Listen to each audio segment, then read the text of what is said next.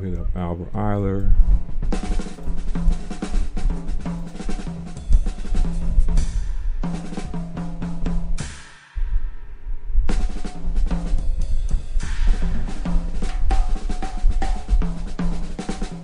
Ambience of the East, transplanted in Oakland.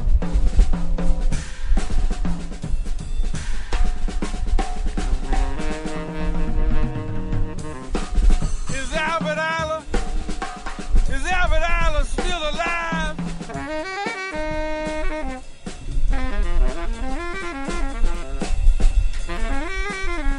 Shuffling through the aisles of the bus, charcoal sport coat, glazed and half slept in.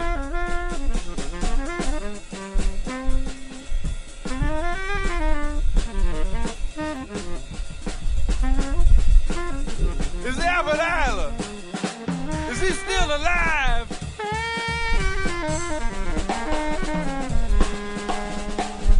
He asked with eyes asking for warmth also.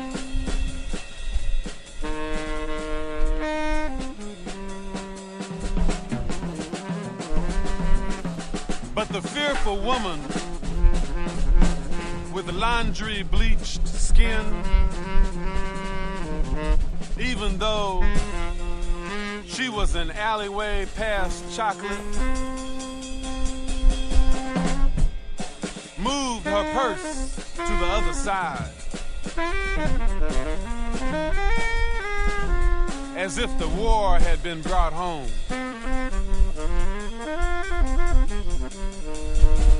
In the immediate.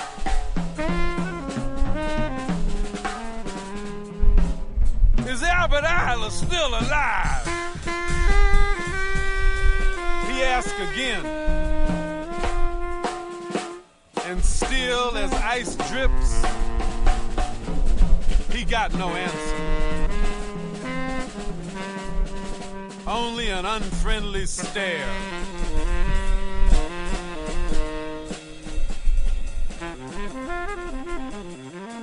Pulling the exit cord.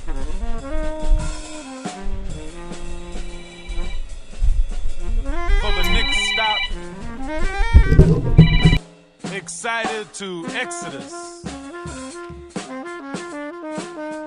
Onto the broken concrete.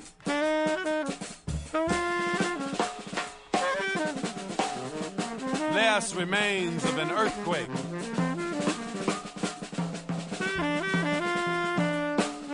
Where a friendly face met him. The corner liquor store, of course. With pennies, nickels, and dimes. The cohort contributed his day's collection from begging. With the question still ringing in his mind,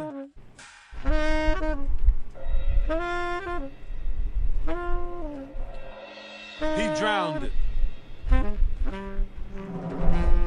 with vodka heavy.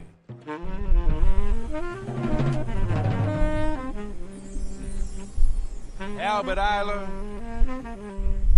as strong as Coltrane.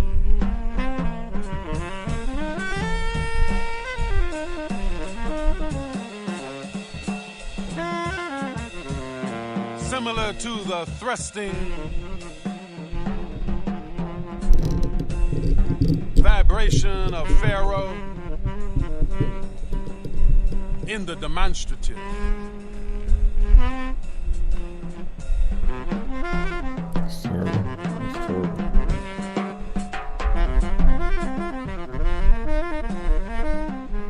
In front of the liquor store, the newfound friend shared the fact that Sonny was still living.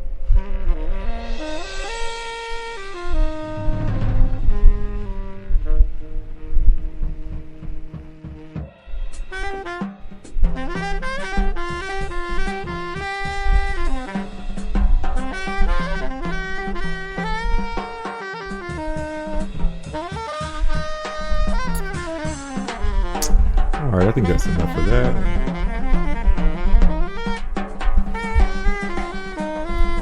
Let's let Albert finish here.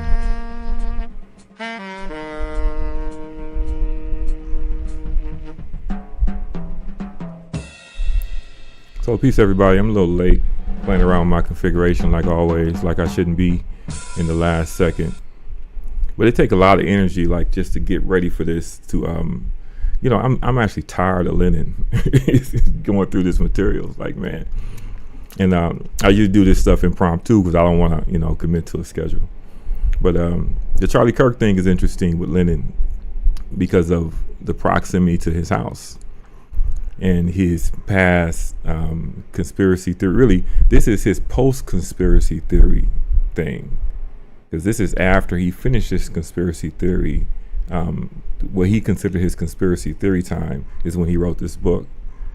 Not really, he wrote this book before that, but he continued to promote this book all the way up through his 2018 appearances. And so this is still his point of view. In fact, he was promoting this book in his in Utah when he first arrived there. And so it's safe to say that this is still his philosophy, that anything connected to 9/11, anything leading up to 9/11, the 6 weeks leading up to it, is a lie, is a conspiracy in some way. And Charlie Kirk just happened to be assassinated on September 10th,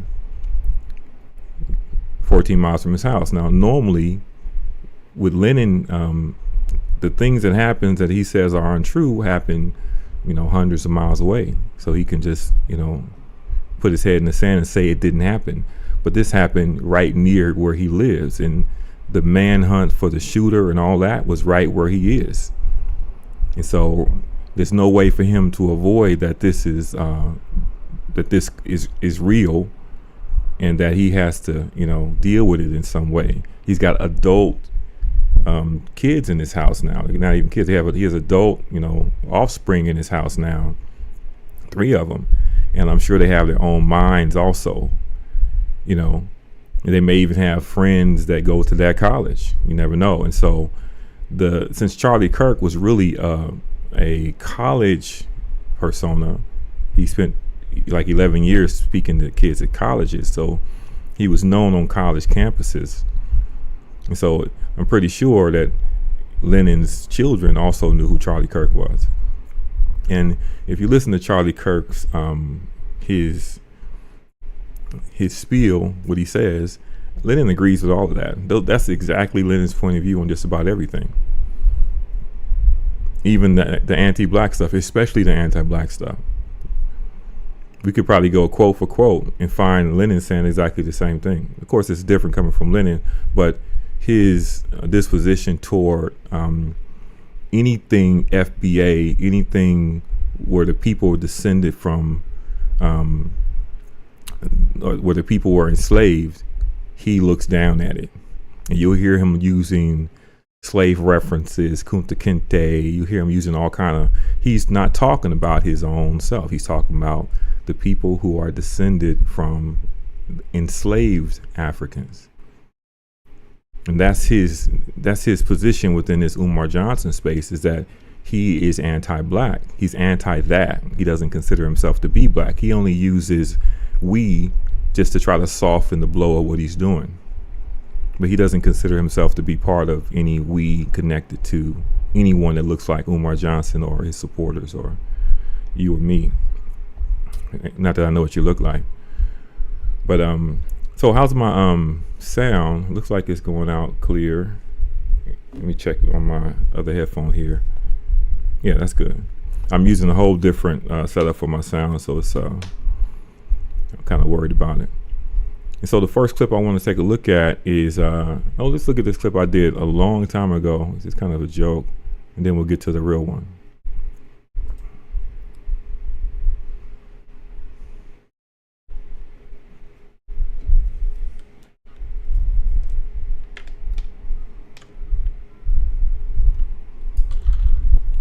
chat set up here.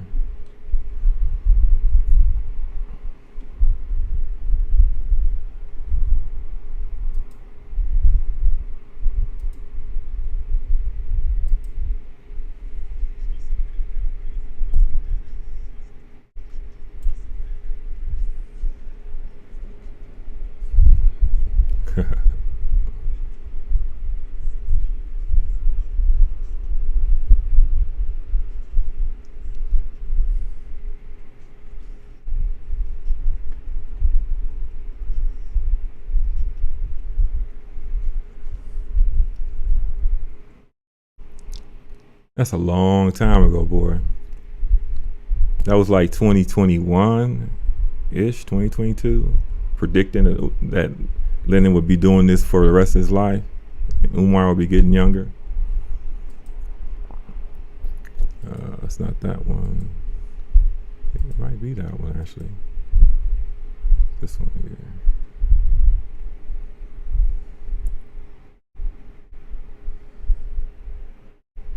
So we're going to go to Umar's Charlie Kirk remarks real quick. In fact, I want to do the website thing first. I got this lie that he, is that Charlie Kirk thing is there? Let's see which one. Okay. Okay, we'll start there. So what this is, you know, Umar Johnson got in trouble with the young folks for. Can you stop that?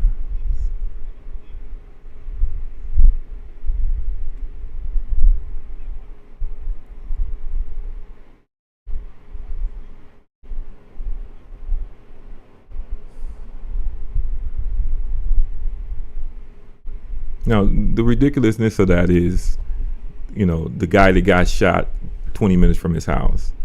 Of course he knows who Charlie Kirk is.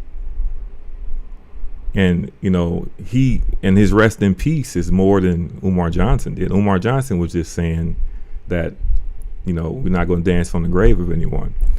Lenin went on to say, which I thought I was going to do in this clip, that Umar Johnson made up the idea that people were celebrating, that nobody was celebrating.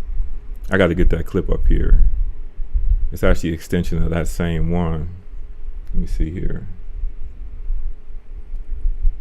And I wanted to show the, you know, really quickly the clip of the people actually celebrating.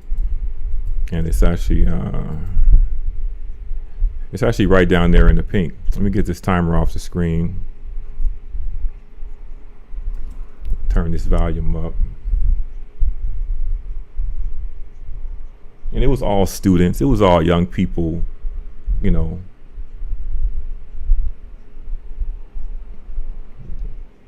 Let me get that. Where is it?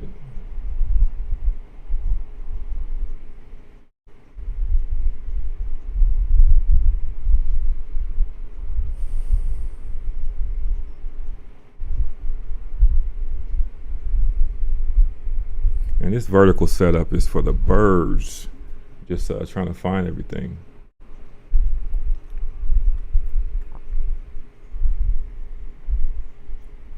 Give me a second here.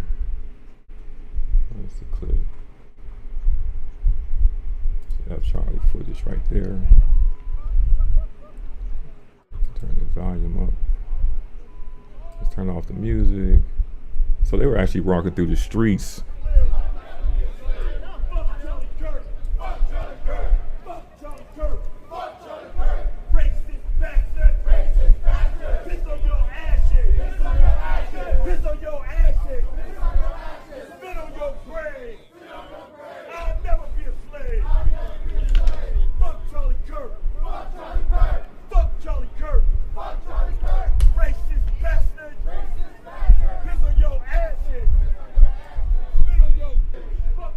And so you see the internet was running with these few clips, because there really wasn't that many clips, but they were taken, and if 10,000 people take the same clip and are commenting on it, it becomes like a whole mob of people that are celebrating the death of this guy when it really wasn't that many. True, but it were people doing it. And when Umar Johnson said don't do it, his comment section is full of people calling him a sellout. There's all kind of commentary calling him a sellout. So of course this was a real situation. It wasn't something that Umar Johnson made up. And the fact that Lenon Honor had to make that lie in order to, you know, get some super chats from his audience, it just tells you how low he's willing to go, and how in every situation where it involves black people, like, black people have nothing to do with the death of Charlie Kirk. Absolutely nothing. And there's an attempt to map it on to black people by using the term liberal, right? And there's people online attempting to allow it to be mapped onto them because they are monetized content creators.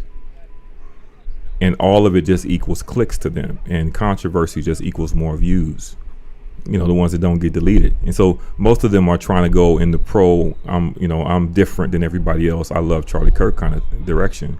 But the monetized social media world, it skews the real world. And people are really just out here trying to make money off of every piece of content. And Lenon Honor should understand that. He's doing the same exact thing with Umar Johnson. Everything he says, he skews it enough to get the people in his chat outraged enough to give him super chats. And I'm thinking about the past. He didn't lie nearly as much as he does now. Oh, maybe he did. Maybe he did. But back then there was a lot of mystery. Like, we didn't know so much back then. So it was lying, but it was more like he was committing to streams of logic that we had no way to know if it was right or wrong. Right now he's just straight lying. He's making up stuff. And it's not like with Umar Johnson that you need to do that. Umar Johnson is troll food. Almost everything he says is content worthy. You don't have to make up anything, you know. So the idea that he's actually continuing to lie, to me, is interesting, because I like to look at, you know, how a person deceives and try to figure out why. Like, I know what Lenon Honor looks like when he's lying. I know he tucks his lips when he lies, and he's done that so many times in so many different scams that you know when he's hiding something. And so the Charlie Kirk thing, we'd have to get into his conspiracy theory kind of his disposition. We're going to go all the way back to 2018 to Hurricane Irma, and it'll give you a quick rundown of how he looks at anything that's happening that's away from him. He doesn't, and it's around September 11. Hurricane Irma struck on September 10, September 11 also, and he had the same kind of reaction. So let me get to that real quick.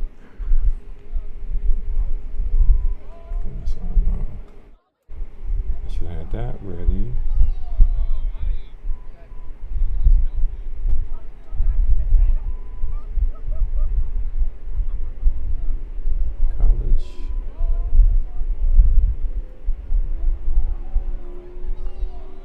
We could just do this free your mind. That would do the same thing, so it's easier.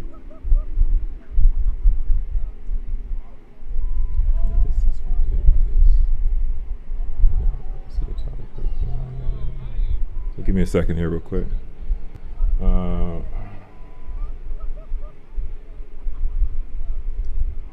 Do need to put my fair use up, which I think I have it running already.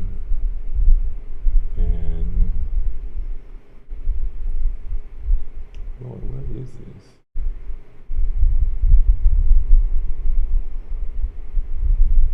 Hey, so, and how is this vertical resolution on your phone? I did it before.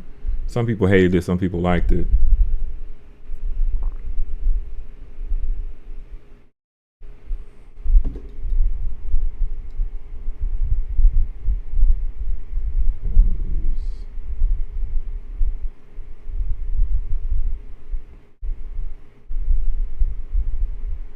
I cannot find this clip. So while I'm looking for this clip, I'm going to just play the Free Your Mind content from Philly.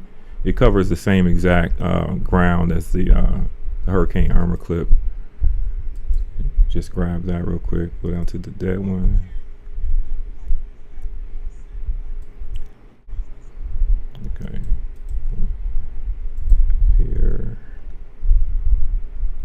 let's add that. Free Your Mind 2015 or 2013? 2013. The Free Your Mind conference is it was a conference held every 2 years, and he did it 2013, 15, and then there was I think the last one he did was in 2015. Then he did a variation of it in 2018, and that was his last public Free Your Mind conference. He was there kind of like a comic relief, and okay, there we go. So we're gonna go to 2013 when he was more serious.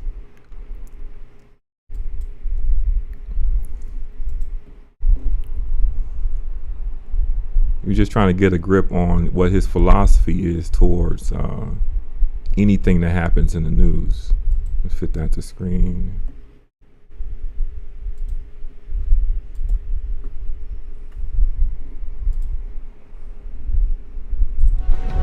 Let's skip past that here, get to the intro. Gonna skip past the family part. Okay, right about here.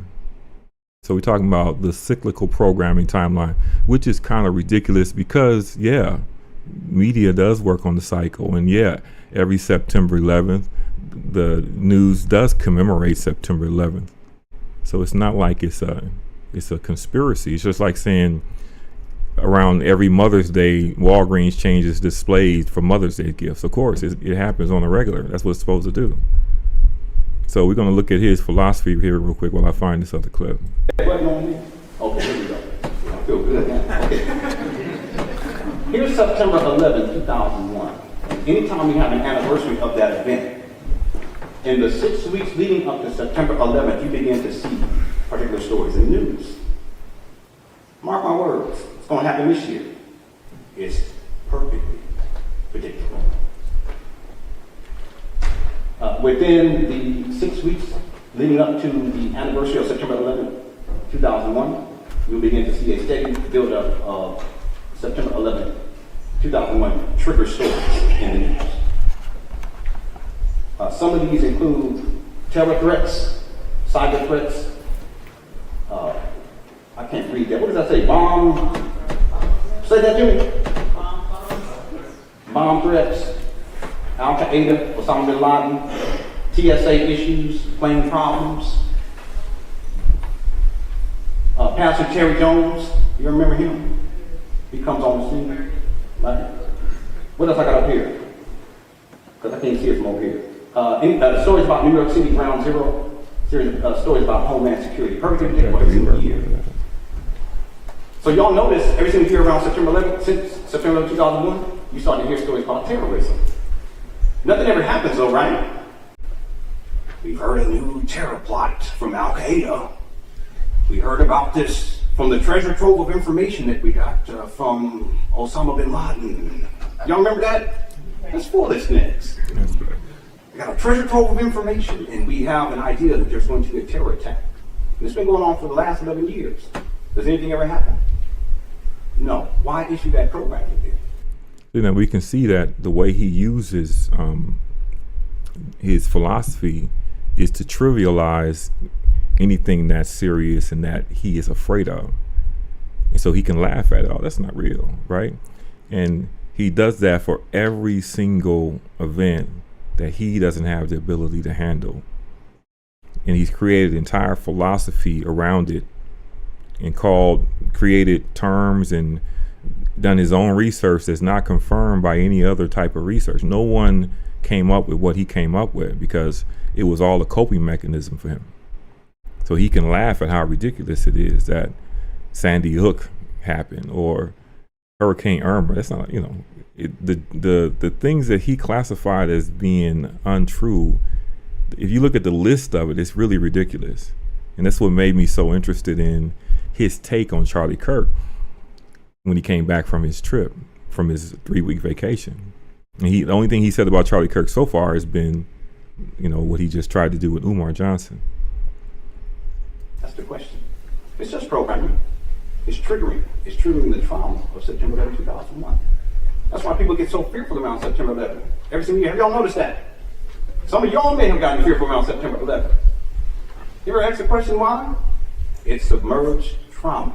And media triggers the trauma at particular times each year. So mark my word, in the 6 weeks, and I'm not psychic, or at least I'm not going to admit to it, but it's perfectly predictable. In the 6 weeks leading up to September 11th, you begin to see these types of stories. There's a steady build up. It builds up, and it gets into a frenzy. People get fearful all over again. It triggers the trauma. And then after September 11th, it starts to fade out again. Nothing ever happens, but it's perfectly predictable. So among the things that he says are not real is he says ISIS isn't real, Al-Qaeda isn't real, Osama Bin Laden wasn't real, didn't get assassinated, Saddam Hussein didn't get assassinated, wasn't real. Everything that happens away from his locality, where they didn't come and show him some kind of proof, he says it didn't happen. And he does it in order to make himself feel okay. He even has a video talking about government shutdowns, how it happens around the same time every year. Every couple of years it happens, the same thing happens. And he doesn't really know what a government shutdown is. And so he doesn't understand why it always happens in the same time, into the fiscal year, going to the next fiscal year, and what it really means, you know. But he's found a way to just take everything from the news, which he seems to watch a lot of, and minimize it into something that he can handle, while keeping his whole family in the house and, you know, keeping everybody away from the world. He's a really scared guy. What I also found was that, we're going to come back to these two towards the end, but there's another date too, by the way, that we need to take a quick look at. And that is May 2nd. On May 2nd, 2011, it was said that Osama Bin Laden was taken out. He's a supervillain archetype. They always find a supervillain archetype hiding in the cave. He's always captured. He's always found a hole in the ground. He's always elusive. He's always considered to be a terrorist or some kind of a dictator. It's a script. I'll talk about this inside the book. I call it the supervillain archetype. The death of Osama Bin Laden, there's 2 dates. Sometimes they say May 1st, sometimes they say May 2nd. There's a reason why. Because it's a psyops. And when you tell stories, you make up stories, you start confusing dates. So if you guys go look it up, Obama comes out on May 1st and talks about the death of Osama Bin Laden. But then if you look up the date when they actually say he was killed, they say it was May 2nd. See, now to Lenin, that's programming. That's mind control. If you tell him the hurricane is going to hit land on the 9th and the hurricane really hits land on the 10th, then what you were doing was trying to scare him. That was mind control programming, manipulation. That's really how he sees things. If you don't give him completely everything, tell him what's going to happen, then you're doing some kind of manipulation. I really think the more I dig into this, that he has a mental illness. I really think so. And because there's no way to really explain some of the things that he comes up with. There's no way to really explain it other than because he looks young. So if I was listening to a 23-year-old talk, I would say, okay, he's 23, keep living, you know. But this is we're talking about a 40-year-old man. So it's a very different thing. He's lived a long time. He just has no life experience. He stayed closed up in his own mind, and he hasn't been anywhere. So he doesn't know, for example, that you can track weather. He doesn't know so many things because he's too intelligent in his own mind. So he figures he understands everything right when he sees it. But when you listen to him talk, if you ever hear him cover a topic that you understand, you recognize like how far off he is. If he's talking about something that you don't really know in depth, you might think he sounds correct, but he's wrong so much that it's hard to believe that anybody listens to him. He's wrong so much. He says he floats so many things as sounding sure, but it's complete nonsense. He's become an expert at doing that. Well, that's because you tell stories, you start to confuse the story. Happens all the time. So this date is important because it ties Osama bin Laden to September 11th. When people say September 11th, or when they say Osama bin Laden, there's a subliminal association that's made between the two. Because Osama Bin Laden has said, what you find in the 4 weeks leading up to May 2nd is a steady buildup of particular stories in the news. It's perfectly predictable. As a matter of fact, right now we are in this current cycle. This is all cyclical programming to trigger the trauma of September 11, 2001. It's always about, you have to put everything that comes out in the news, you put it in context of the trauma of September 11, and you begin to understand why it's being done. So you get stories about Osama Bin Laden, stories about Al-Qaeda, stories about bomb plots, terror threats. What do we just have take place? You see, he doesn't believe what happened in Boston. He thinks those are all actors. You may have different stories. And so he kind of used the internet as a big confirmation bias machine, just to find the things that he wants to find and confirm his biases. But first, we got to get into some basic concepts of human psychology. Is that okay with y'all? Sure. All right, thank you. The greatest means of control is not actualized through military might, physical subjugation, or brute force. Yeah, we're gonna skip this part and go to the actual the Hurricane Irma one, which I did find and did not prepare. Yeah, I would fire myself if I was. You should be fired, sir. Luckily, I'm not getting paid for this, and nobody's paying to see it. So we need to bring in this other scene real quick. In fact, let me just let that to continue to play while I. Greatest means of control is actualized through the manipulation of the psychological condition of the human species. And if you don't mind, I'd like to just take just a few minutes to talk a little bit about the human mind. Just some basic elements for us to consider. The human mind can be considered to be comprised of two primary parts. And the part up here is what we would call the conscious mind. All right, let's get this ready here. Pardon me, let me get this transformed, fit the screen.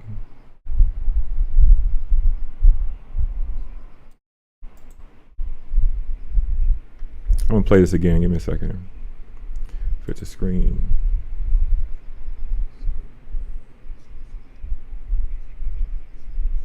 A hurricane in September 11th, even though they don't know when the hurricane is going to hit the mainland or if it's going to hit the mainland at all. That makes me laugh every and time so I for hear them it. to say September 11th, why didn't they say September 10th? Why didn't they say September 12th? And based upon the projections, I think it's going to be, supposedly it's going to be getting closer to the mainland. I think they said September 9th, which is like, yeah, so we've been talking a lot about the 911 fear-based mind control program. One of the things that they did with the current hurricane that's kind of coming towards the U.S. is they said it was going to hit. We think it's going to hit on September 11th. And I explained how that's part of what I call the 911 fear-based mind control program. So pay attention to the matter-of-fact tone he has. He's speaking as if these are matter-of-fact, items. And so to a person who's passively listening, he sounds correct. He explained how it goes in this. Yeah, this is all part of the mind control program. That's all it is. It doesn't matter that there's weather tracking and you can look at the Doppler radar. It doesn't matter. It's just all part of mind control. That's what he tells himself.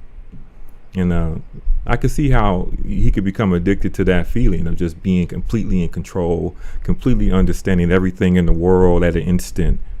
You figured out the formula for how everything works. And the idea is that if you say it's going to have something to do with September 11th, then it makes people even more fearful because people associate September 11th with terrorism. So if you make you can make people more fearful of a hurricane by associating it with Al-Qaeda and the Twin Towers. That doesn't make any sense whatsoever. The hurricane, the question that he received was about, what do you think? Because they're asking him, like, is this real? Is what they're asking him. And, what do you think about it? And he gives this kind of answer.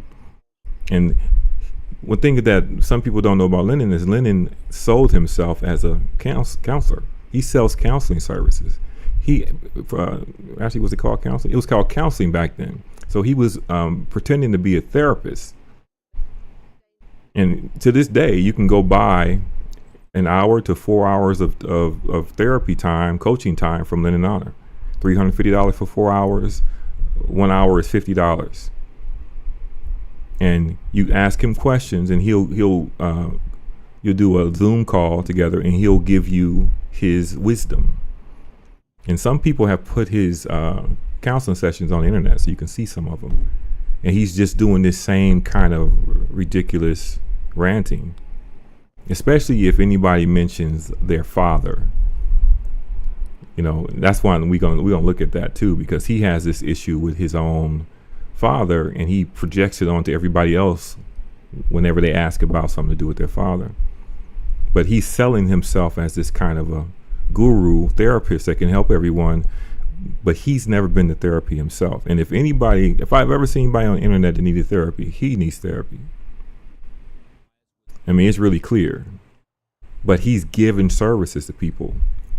And that's the crazy part about it.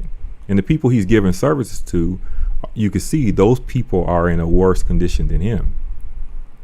Because he sounds sure, they believe he's sure, and then they listen to what he says. And some of the stuff he says is good stuff, you know. But when it comes to something complex, you can really see how he's just, veering off the road. Like the hurricane thing was ridiculous, because the hurricane hit exactly when they said it was going to hit, and it was a huge hurricane.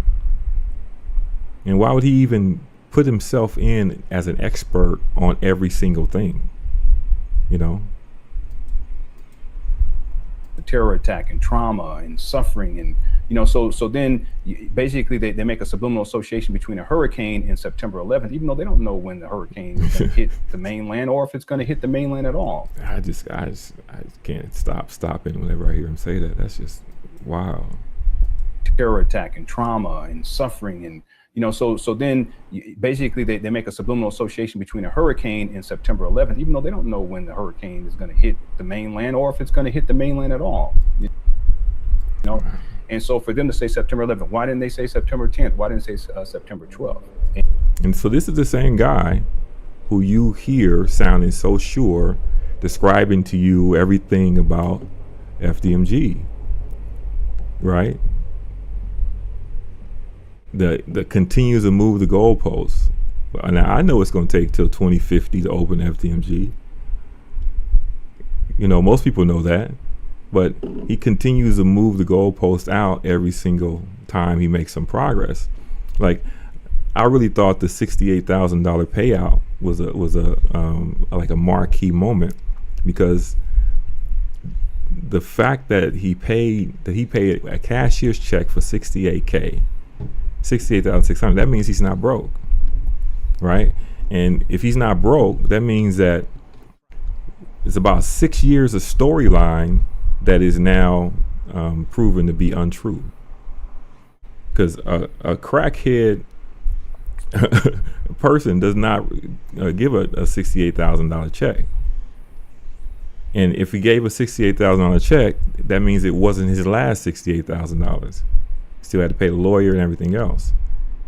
And the Miss Lorian also said that he made like $3 to $5 grand in sales from books at that one event. You look at his schedule, look at all those events, and you think he's moving that many books. He's probably bringing in like about $300K a year to his own personal account, aside from the FDMG donations. And so Lenon Honor's one of his pillars of his storyline for his show is that Umar is so broke that he lives in his mother's closet. He shares a Section 8 apartment with his mom because he's too poor, while out the other side of his mouth, he's collected millions of dollars. And recently, he stopped saying millions of dollars. He started saying 1.6. He started getting exact, because I think he got some paperwork from Umar. And he's laying out the slander, I think, because eventually Umar is going to sue Lenon Honor. It's just a matter of time when he gets around to it. And the amount of footage that he has that actually has actual slander on it is crazy. If he has the footage. I don't know if he has the footage or not, but he probably doesn't. But that's his philosophy. So if you think about this being Lenon Honor's philosophy, and then you think about the Charlie Kirk shooting happening right there by his house, right? Let's go back to that opening shot. This right here on the right, that's a map. Let me bring up my draw tool here. Oh, the draw tool does not work on the vertical. That's bad. Okay. I can bring it up on the, okay, I know what I gotta do here. Excuse my self-talk. That's right. There. And so, yeah. And so if you look at the, this map, where's my,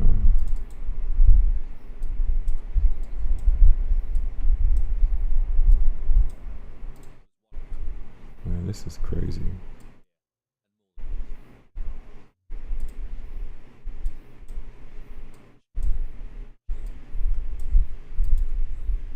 Okay. You guys have just that on your screen. I have just something different on my screen. Take it off of erase. Yeah, and so right here, just not doing correct. Woo! I am fired. So this is the area of the shooting. And so this is definitely the search area too. His house is literally right there to where Charlie Kirk is. But when you consider his philosophies, in fact, it's not even shown on your map over there. Yeah, this is not going to work on the vertical, I guess. But the map is pretty clear. It's right to the right of his head. You see it says Lenon's house. And then it shows that little distance tag. And then it shows the Charlie Kirk shooting scene. So you can imagine from just his philosophy about Hurricane Irma and about the cyclical news and all this, that on September 10th, when this thing happened, what Lenon Honor's position was, how his worlds were kind of colliding because it wasn't far enough away from him that he could deny that it's really happening. It's right there. And so how did he respond to it is what I wanted to know. And so when he didn't come back for 3 weeks, I thought he was responding to it badly. I thought he was fearful about it because you would think that a YouTuber that is that's been trying to get away from Umar Johnson for years, he's really been trying to do other content, that this is a moment to really get away from Umar Johnson and do some content that a larger audience wants to see. The Charlie Kirk thing was a huge thing. And his view, he's an Officer Tatum type of guy, right? He's got that Uncle Tom type of disposition. And so he would have been on the side of Charlie Kirk, you know, and his audience, again, is really about 50-50. And so you'll find a lot of anti-black sentiment, anti-American black sentiment in Lenon's circle, going way back. And a lot of his audience before the Umar Johnson content was almost completely white. Almost completely white, and then there was some black women, and that was connected to Aida and the positive relations things. But the bulk of his audience, when he goes out to speak at speaking engagements, that when I just showed you, his audience is always white with just a couple of black people sprinkled in, and he's explaining how black people do because of that. I wanted to go through the comments from the last live stream, but I lost that. I had to reboot my computer, so I lost all those comments. But there was a comment about the Mark in the Park, the Corey Holcomb thing, and his apology. And I got that video up here. Well, let me see if I can get that loaded up real quick. And while we wait, let me put on something different. Yeah, vertical is a challenge. This really is a challenge.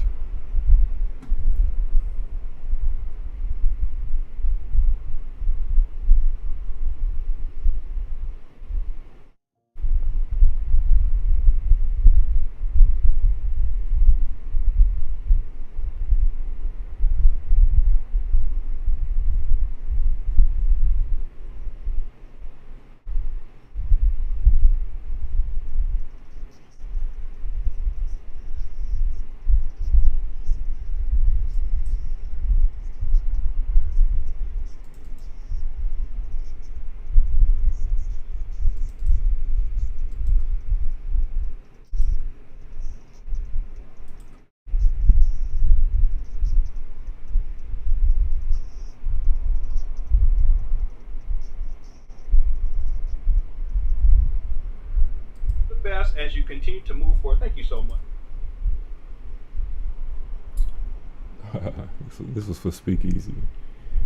I think I don't have that one ready. The Begathon. Let me see. Let's get back to. Okay, let's do this one instead while I'm waiting. I got my chat set up again. And let's get that in place right there. Okay. Do I think Lenon has the ability? Yeah, Lenon can talk about other topics. He can. He can talk about anything, actually. He just doesn't have confidence. He has a bunch of content from other topics. He just didn't get as much play. He did video games. He wants to talk about scammers. He did Brother Polite. Nobody cared about Polite. Nobody cared about Zaza Ali. But see, he wants to focus on black. He wants to focus on criticizing black people. And that's the issue that always gets him, in trouble, is that he won't cover anything else in the world, but unless it gives him a chance to say there's something wrong with black people. And black people, we got a problem. Black people, right? And so he goes for, all of those black characters. And he did this before. He had Corey Holcomb. He did it with SETI. He did it with Zoe Williams. He did it with Public Enemy, Professor Griff. And I've got an apology video where he apologized to all of those people and he explained why he did it. That he was feeling under pressure and all this other stuff. But his ultimate desire is to express his displeasure with black people. That's why he won't cover anything other than that. And when you think about his conspiracy theory stuff, right? There are several conspiracy theories that turn out to be actual conspiracies that are related to the survival of black people. For example, he often talks about how crack destroyed his family, right? Yet he won't talk about the conspiracy around crack and how crack ended up flooding the streets, of the inner city in America and England at the same time, and the UK at the same time. And it's documented as it was a theory when Gary Webb did his first thing, Dark Alliance, way back when, and then it's come to be true. The connection to Iran-Contra and getting weapons to Iran, despite what, this is a real conspiracy, and it affects his family, but he won't speak of it because he only wants to talk about. He wants vehicles to talk bad about black people, when crack was clearly a conspiracy. How suddenly from nowhere the streets are flooded with dirt cheap cocaine in a new form that nobody has ever seen, where if you take one puff, you're addicted with the strongest high you ever had in your life. That's a conspiracy. And that drug is coming up from South America on government planes. They got licensed to go ahead and sell it. Come on. But he won't talk about that. He won't talk about any conspiracy in history that was aimed at destroying black people. He won't talk about how AIDS hit right before that, right around the same time, in the same places, right? And his conspiracy theory content is so nuts that you would think, okay, he would just pick up the conspiracy theories associated with what's going on in his area too. The guns and the gun shops on every corner down in Southern California, the influx of drugs, the influx of drug supplies, smoke shops with crack pipes and lighters and all this stuff suddenly came out of nowhere, right? He won't speak about it at all. And it's too many things like that where it's like, well, it took me a while to figure Lenon out, that he really just is anti-black. And he does a good job of hiding it. And that's why he's always in front of a white audience, being the exceptional black and playing the role. I mean, I'll show you some of his content. He becomes a complete coon when he gets in front of those audiences. Running around the stage, doing his best black impression. And when you hear him talking to a black audience before that, he sounds completely different. But he's trying to manipulate the black audience too. And so he failed at the black audiences, and he went to the conspiracy theory audiences, which is really multi-ethnic, but it's mostly white people.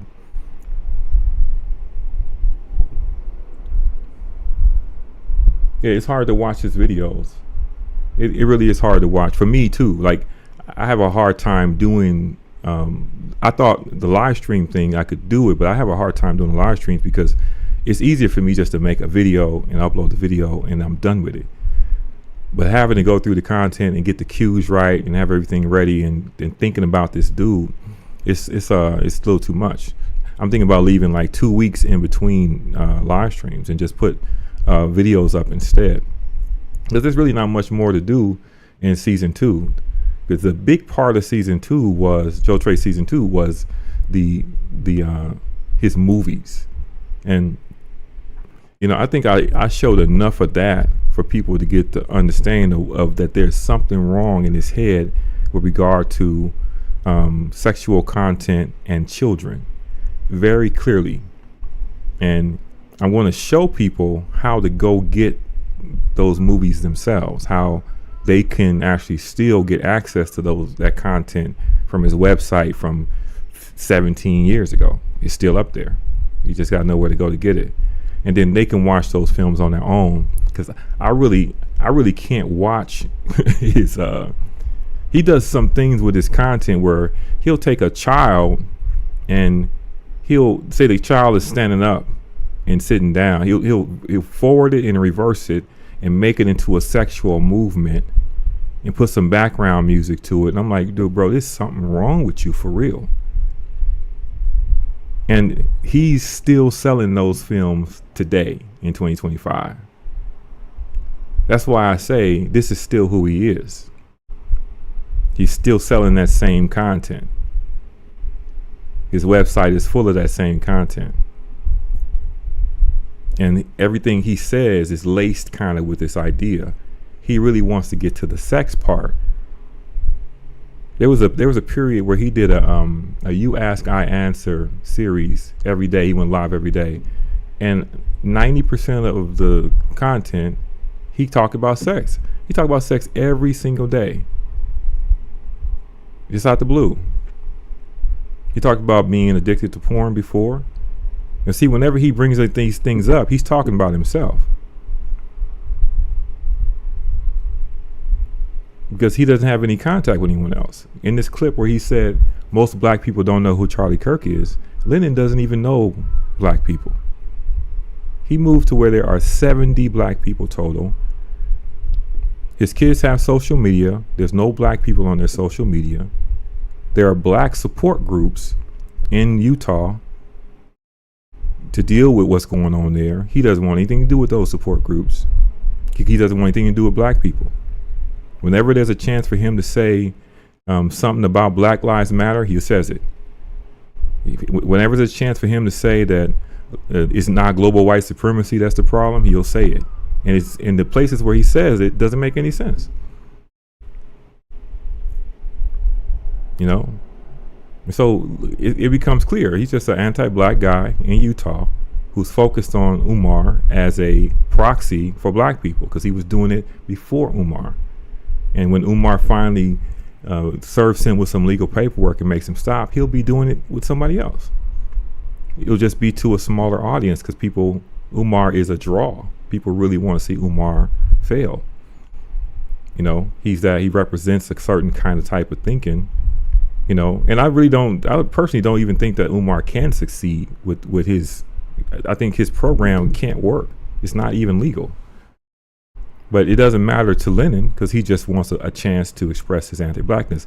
What he doesn't get, though, is how his anti-blackness is landing on his own kids. That's what he doesn't get.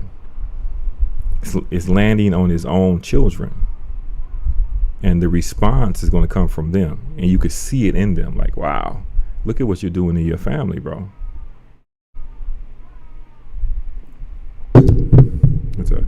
He's a pedophile. Yeah, I think there's something going on with him. What song are we talking about?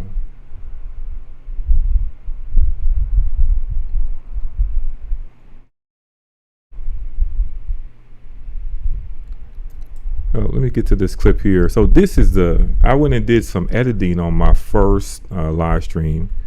I was doing a receipts version. It took me so long, but I made some claims in my first live stream where I was just verbalizing, just like I just did now.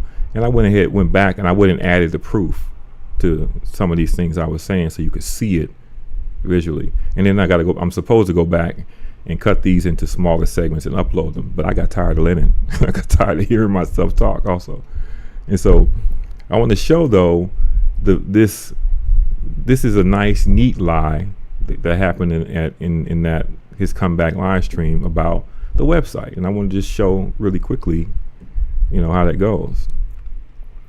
And let me get set. I see it's on the screen already. Where's my play controls? Yeah, this is for the birds. I'm going to have to reconfigure all of this after this show. This so-called show. I would fire myself if I could. Let's see. That's under. I'm using OBS 31, and I got it configured to do a vertical and a horizontal live stream at the same time, and I shouldn't have did that. It should be just vertical. Then I'll be able to use all of these other tools that OBS has. So LH return, post edit. Let me find that real quick. It's right there. Okay. And so this is a nice, neat lie, right, that he told. And I don't know why I had this guy up here on the screen. I thought this guy was Lenon at first. Fake account. FDMG. Okay, let's go back. Okay. But a website is the most important thing that. All right.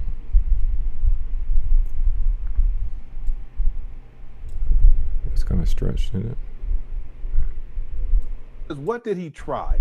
He paid for the school for the long con. He has done nothing but talk. Umar doesn't even have a professional website for feedback. Yeah. Umar did have a website that was related to the school scam. I should pull it up because I have the receipts on the screenshots and stuff. But called FDMG. It was Umar Johnson School or some shit like that. He had to put his name on it. Straight lie. And it wasn't really functional. Just it had some images, and then it had a donation button. I think it was PayPal back then. But you see that lip tuck? When he lies, he tucks his lips in. And I'm asking myself, like, why you have to tell this lie? It's like the lies about the syringe in the yard and the lies about the fake cancer. I'm like, you don't have to tell these lies like this. You could just be honest with people, and you'll still get support. that was it. And then this defunct, it no longer exists. But he's never had an FDMG website in itself. To any rational thinking person. See, whenever he says that to any rational thinking person, he's doing something. Age of social media and the importance of having an imprint online, that and it could have just been a landing page to start, but a website is the most important thing. And it's absolutely untrue. In the age of social media, the open web is dead. That you can do just to start. That's the most important thing. So he wants to come across as an expert, right? Because even his website is defunct. I mean, nobody uses that website. It was something 15 years ago, but not in 2025. But he wants to come across as an expert. He wants to come across as earnest, as giving good advice to Umar. He really cares, showing his compassion, but he's lying, right? And we will be using it. This is 2022. Yeah, real quick, Deb. Paperwork in order this is just for them something to lift. Hold on. In order for them to allow me to continue to collect money through PayPal. So Yeah, because that's an important point right there. But that's for some reason this thing ain't. Let me say this.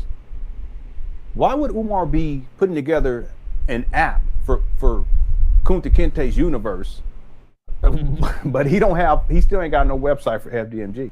And keep that Kunta Kinte universe in mind, because remember, he doesn't come from anyone that was enslaved. He doesn't resonate with that storyline. He's talking about people that come from that are descended from anyone that was enslaved. He uses slavery as a reference. He's never talking about himself. He's talking about y'all.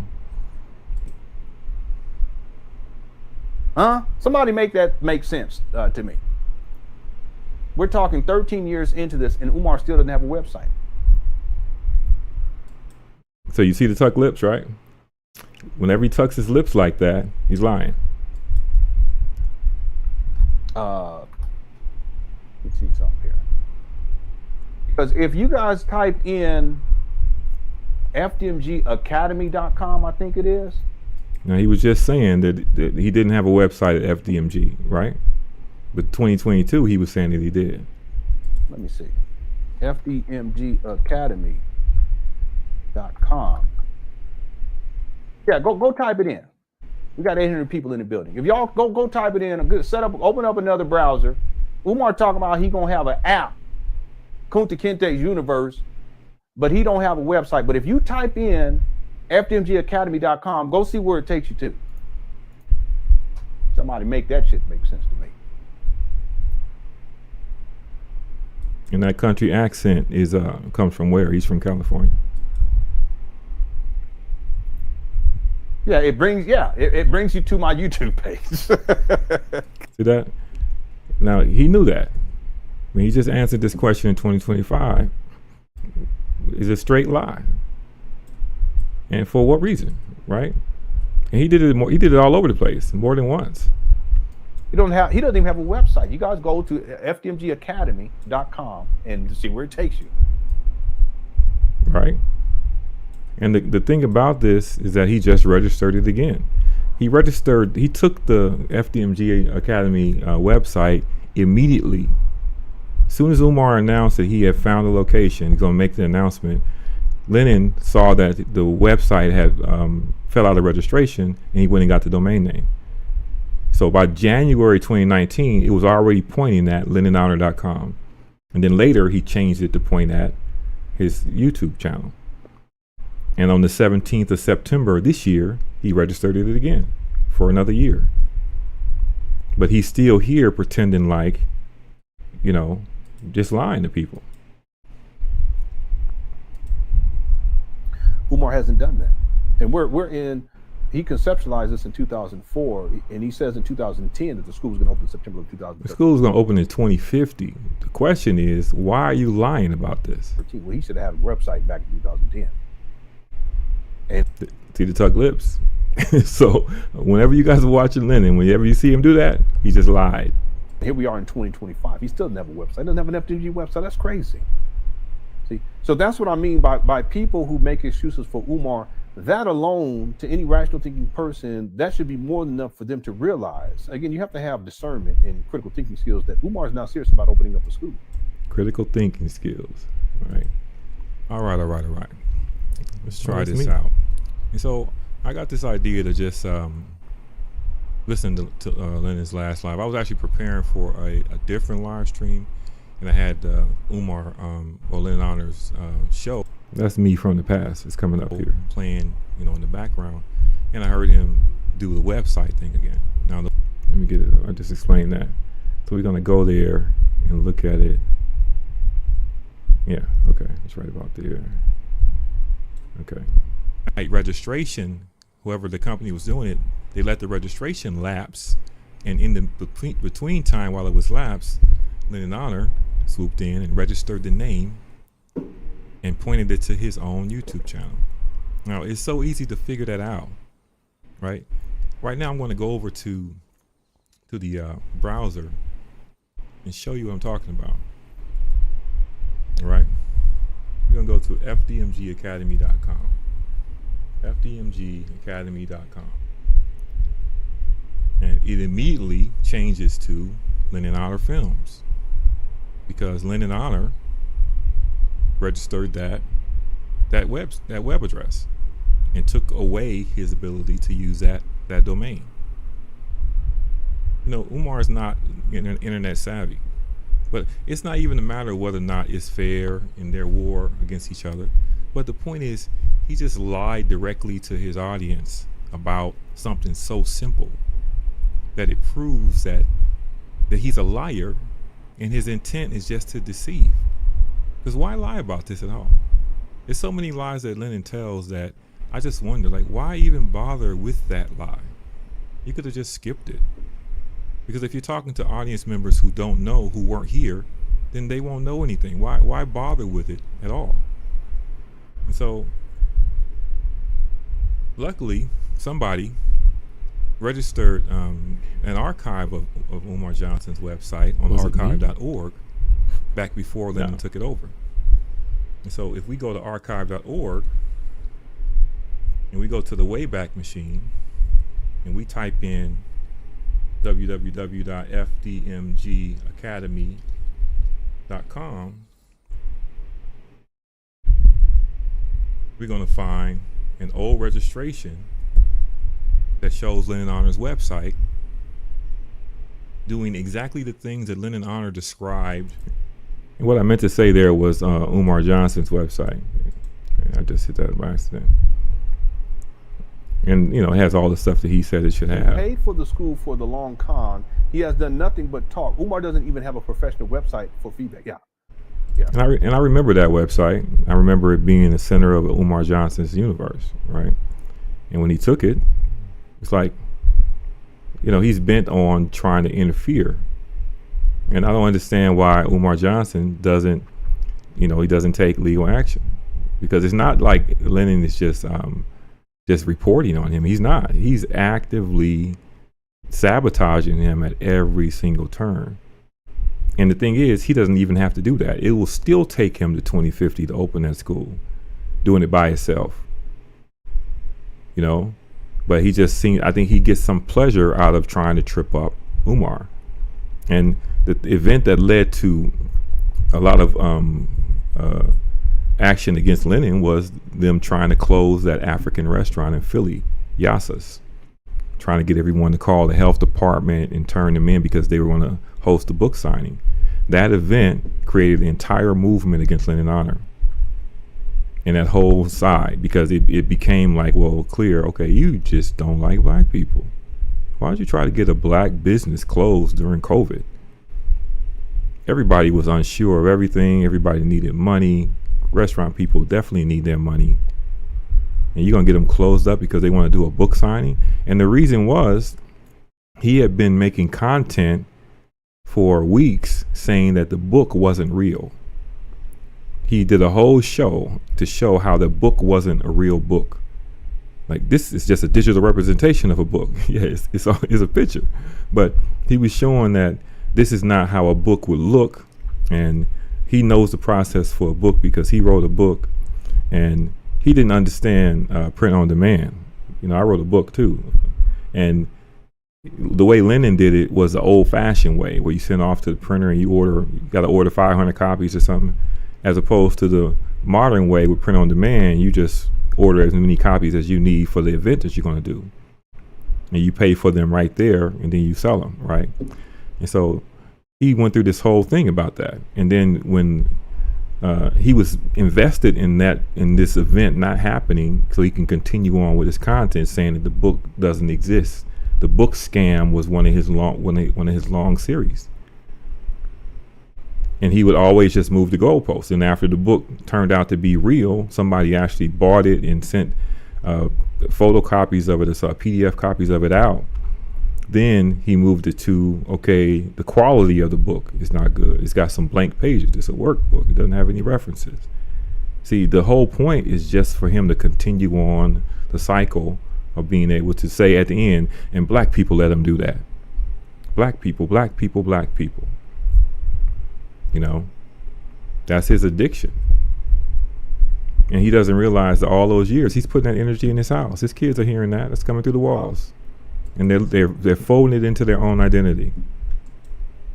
Umar did have a website that was related to the school scam. I should pull it up because I have the receipts on the screen. Whenever he does it as a side like that, I should pull it up. It sounds like he's sure. He must be telling the truth. That sounded so polished. Lies on top of lies on top of lies. The live stream after he paid the $16K, and he did the interview with Miss Lorient, the director of the film, he just laughed through the live stream. He had nothing to say. He read the chat the whole time.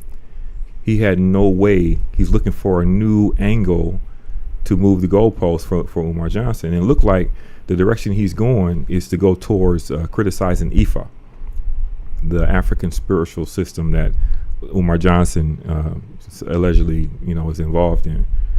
And so he's searching around for a new angle. Or did he use the money from FDMG? But I thought FDMG was broke. I thought he didn't have any money. He's looking for another way to continue on with his series, when the things that Miss Lorient said, it really destroys his whole model that he'd been building for all those years of Umar being broke and, not having money for anything, when he just wrote a check for $68,000.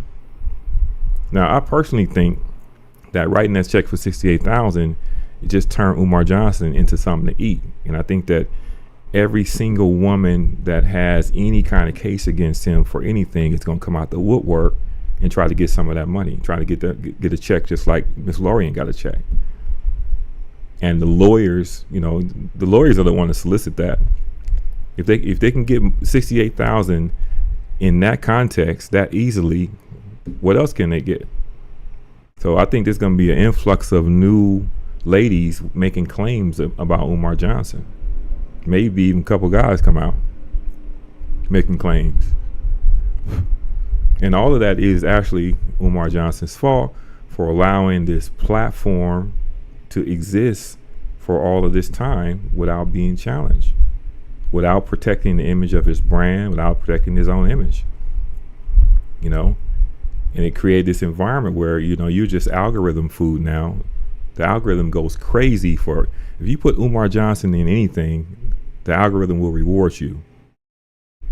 And the views will come for it. And you count up all the views that have Umar Johnson in them. He's millions and millions of views. And he gets none of the money from it because he's not monetized on YouTube. And it's crazy, But I think that money for him would probably destroy him, because once that school is finished, then we'll see that model doesn't work. Then his real troubles will begin, I think.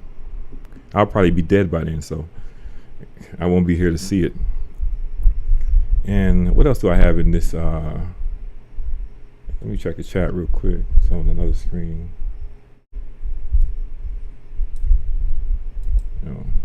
He can't even, yeah.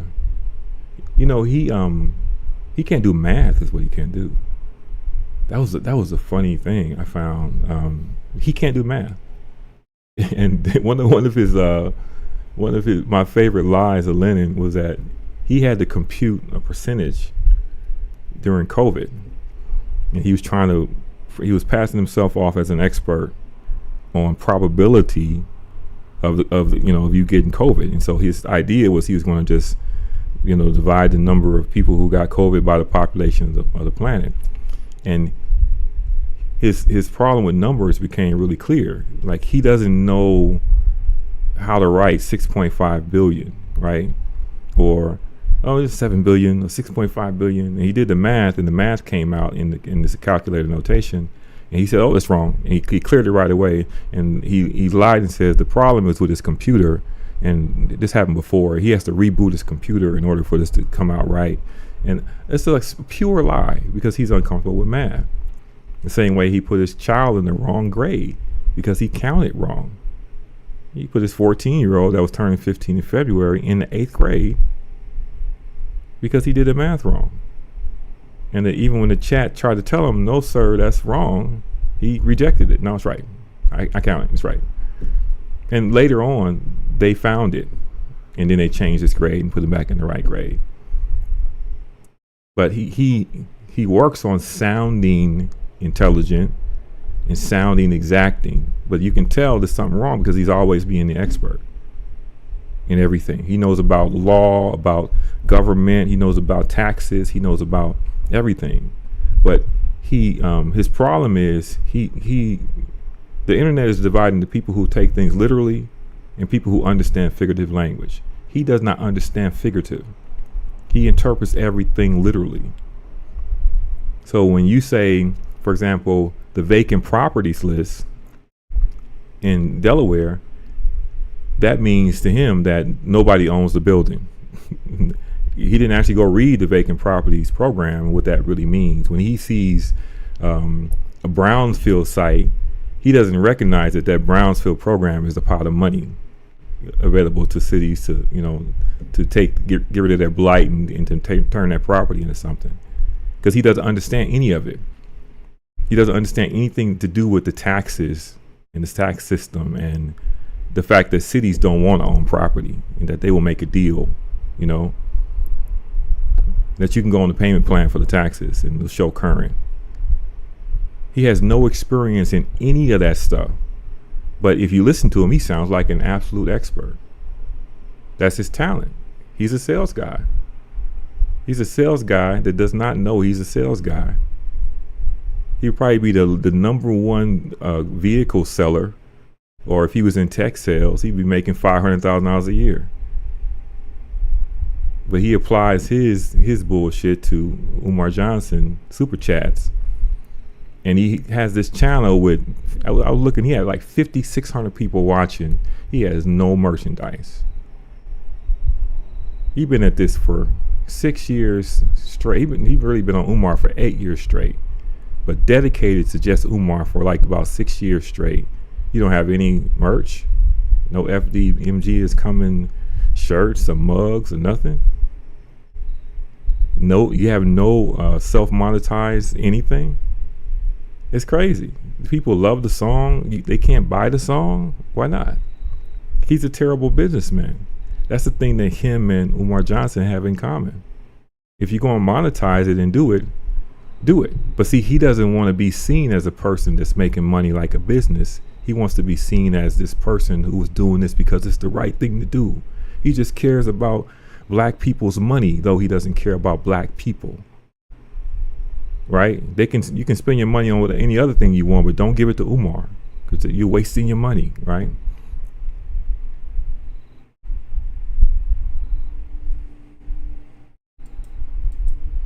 So what's next in here? This video was way too long. See, I was trying to work on getting these things down to a certain amount of time. Is that the same guy? And time is cruel indeed. How many years is that? So this is 2025. This is 2012, 2013. 38 years old. Wow.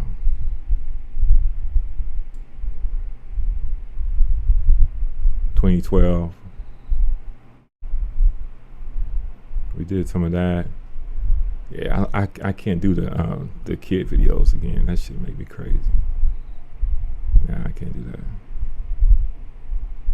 Yeah, I want to see that video. I wonder if anybody really understands the medical expenses GoFundMe, which is one of my first focuses. Is that medical expenses GoFundMe is diabolical, because I learned more about it in this last 2 months. I found something else, you know, and it just adds on to the story and confirms that whole thing was a scam. And I mean, you didn't need any other information other than to know that nobody starts to GoFundMe and then quits their job in between and skips the treatment that the GoFundMe was supposed to pay for. You know, that's definitely a scam, you know. But this video of him saying that a few months earlier, maybe 8 months earlier, that he was financially devastated from a previous project. It's going to take him 2 years to get out of the hole. But then 9 months later, he got 10 grand and he quit his job. That's another confirmation that was a scam, and that Medicaid paid for the hospital bills. And he used that 10 grand to live off of, and also to ship out his NWA documentary DVDs, which he didn't do for 2 years. So that was also a scam. If you offer a perk for money and then the project is finished and you never get your perk, it's been 2 years and you haven't got your perk, that's a scam. Even if the person is telling you they intend to send it to you later, that's a scam. And it's kind of sad watching him descend from this kind of he was a little spacey, but he was still a relatively good person, and he just descended into what he is now. this person is a little wrong and a little spacey and controlling, but he was still an okay person. Kinda, compared to what he is now, to what he became. All the stuff that he says in this time period about positivity and, you know, all that stuff is gone. Oh, I want to show you guys a video real quick. What happened when his baby mama's father died because they didn't get married to 2023 or 2022. So all that time where they're giving marriage advice, he wasn't even married. But this video is one of the ones that tripped me out. And give me a second here. So far, should be green.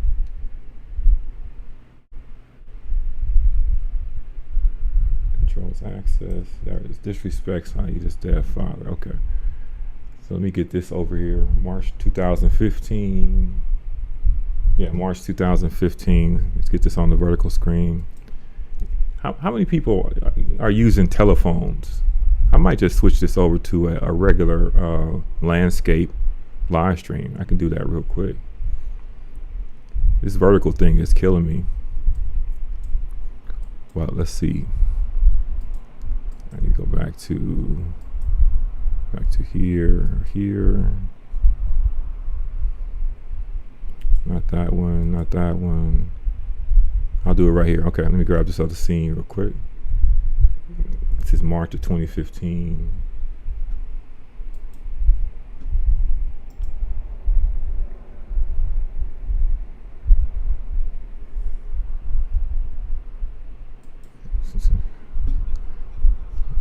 Wow.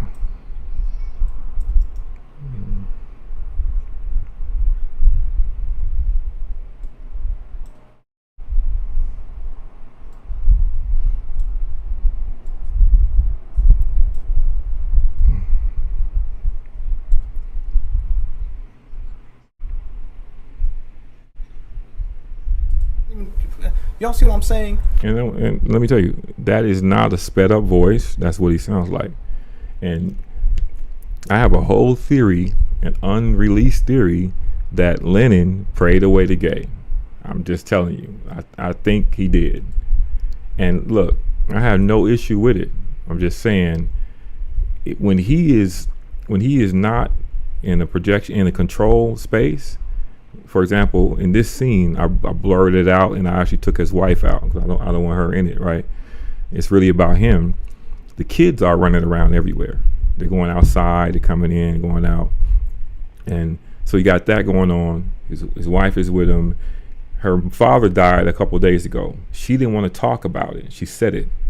He kind of forced her to talk about it. She goes along with it because the camera's already on, right? And she's kind of trying to be cheerful and go along with him. So he's got that going. He's running the live stream. So his attention is in multiple places at the same time. So as a result, his masculine facade disappears, and we see him in his natural state, right? But the degree of selfishness, he wanted my wife to drop everything she was doing. That's his real voice. Raising 4 children at the Start that over. but the degree of selfishness, he wanted my wife to drop everything she was doing. Raising 4 children at the time, pregnant, then give birth to one, raising 4 children at the time. Was it 4? Mm-hmm. Yeah, 4. all the stuff that she's doing, cooking, homeschooling, so forth and so on. Stop everything, drop everything, leave her family and go take care of his broke down ass. Now what he's talking about is her recently dead father. I'm talking about a few days. And she doesn't know how to feel. So in this video, he talks her out of going to the funeral. The idea that she got to go to the funeral. And he starts to insult her dead father. Now she is, again, some people die that you were estranged from. You don't necessarily know how to feel. You don't know how to cry. And Aida, his wife, in my parasocial, experience, she is emotionally stunted in a lot of ways. She'll say it. She doesn't cry often. She doesn't know how to be emotional in that way. And if you watch her, she uses him to emote for her, right? And so she didn't know how to feel about her father dying, and they have unreconciled issues of, it's really to do with him, her parents not being together, but the parents were friends, right? But he didn't have a chance to have a relationship with his daughter. And from what I'm seeing, it's because Lenon places himself in between her and everybody else in her family. And so what he's explaining is when her father finally went to his deathbed, it took a couple years for him to die, he called his daughter and asked her to come to him, right? And of course he wanted to maybe try to have some reconciliation, maybe say goodbye to her, unsure, right? See his grandkids, these things that a father might want to do. He never beat her or abused her in any way like that. This is just they have a difficult relationship, and Lenon runs interference, and he writes the man a letter and tells him, don't contact my wife again. Now, it's important to note that they're not married, that he never honored her. He never honored her father and her mother by actually marrying her. Right? And so she's in this house with all these kids and they're not married. But he is controlling access to her from both of her parents and keeping her isolated from her family. Again, and I don't know what her feeling is, but it seems like she doesn't know how to feel. And I'm thinking about this as a husband, that I could never see myself interjecting myself in between my wife and her father. I don't know what's going on with their relationship, and I definitely wouldn't want to interfere with the final resolve of their relationship. If he's dying, he's going to be gone forever. This is her chance to maybe get some resolution, some peace, right? And that might even give him strength, maybe even make him better, right? Lenon looks at it like he want my wife to come over there when she got to cook for these kids and feed. And he doesn't work at outside the house. He's home. He could have also gone there and they could have made it into a thing, right? But his attitude is that the father is wrong for asking that. And remember, he just died. And now he's on camera talking bad about her father. And her mother watches the show. He has no respect for anybody other than himself. And this is catty as I don't know what. But the degree of selfishness, he wanted my wife to drop everything she was doing, raising 4 children at the time, pregnant, then give birth to one, raising 4 children at the time. Was it 4? Mm-hmm. Yeah, 4. all the stuff that she's doing, cooking, homeschooling, so forth and so on. Stop everything, drop everything, leave her family, and go take care of his broke down ass. Well, I'm pretty sure I didn't want anybody else to come in. No, and I wouldn't going to have my children. Y'all see what I'm saying? That's not what a good, honorable man does, and that's not what a father does to his child. It's utterly insane. A man does that, period. Yeah. You got to be a weak ass dude to even think like that. I mean, that's despicable to me. No respect for anybody, and no respect for the fact that over time her feeling may start, it may kick in. She may come to a point where she feels differently, but with Lenon planting his flag so hard against it, it's interfering with her emotional, process. The point being is that, baby, come on. You either go out or go inside your room. See, now is this the mom or is this the father? They're playing with us. He comes across as a mom to me. Close the wooden door, Mama. Baby J's right there. Somebody pointed out that his reactions to the kids are different also. Like his you can't see the kids, but when he's scowling and directing, it's a couple of kids he's talking to, and the other ones he smiles at. And the ones that he has this scowl for and this attitude for are the brown skinned ones. Believe it or not. Bossy Bear. You guys are winning this one. They are. You guys They are have winning won. this They competition. won. Yes. But anyway, that was the last straw for us. Us, right? More so than me, because I never took it personally.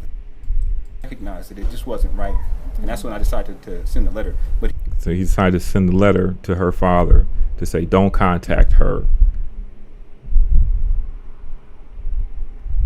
he wanted you to come take care of him. Because he wanted, and that's, I mean, I think about it as a father too. Like, I'm dying. Yeah, I do want to see my daughter.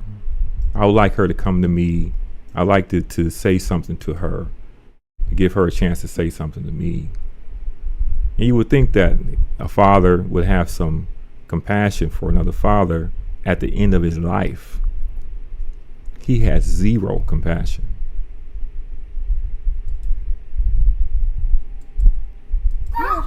And then for the next couple of years, you know, he would say things to people and it'd get back to me because my mother was friends with him.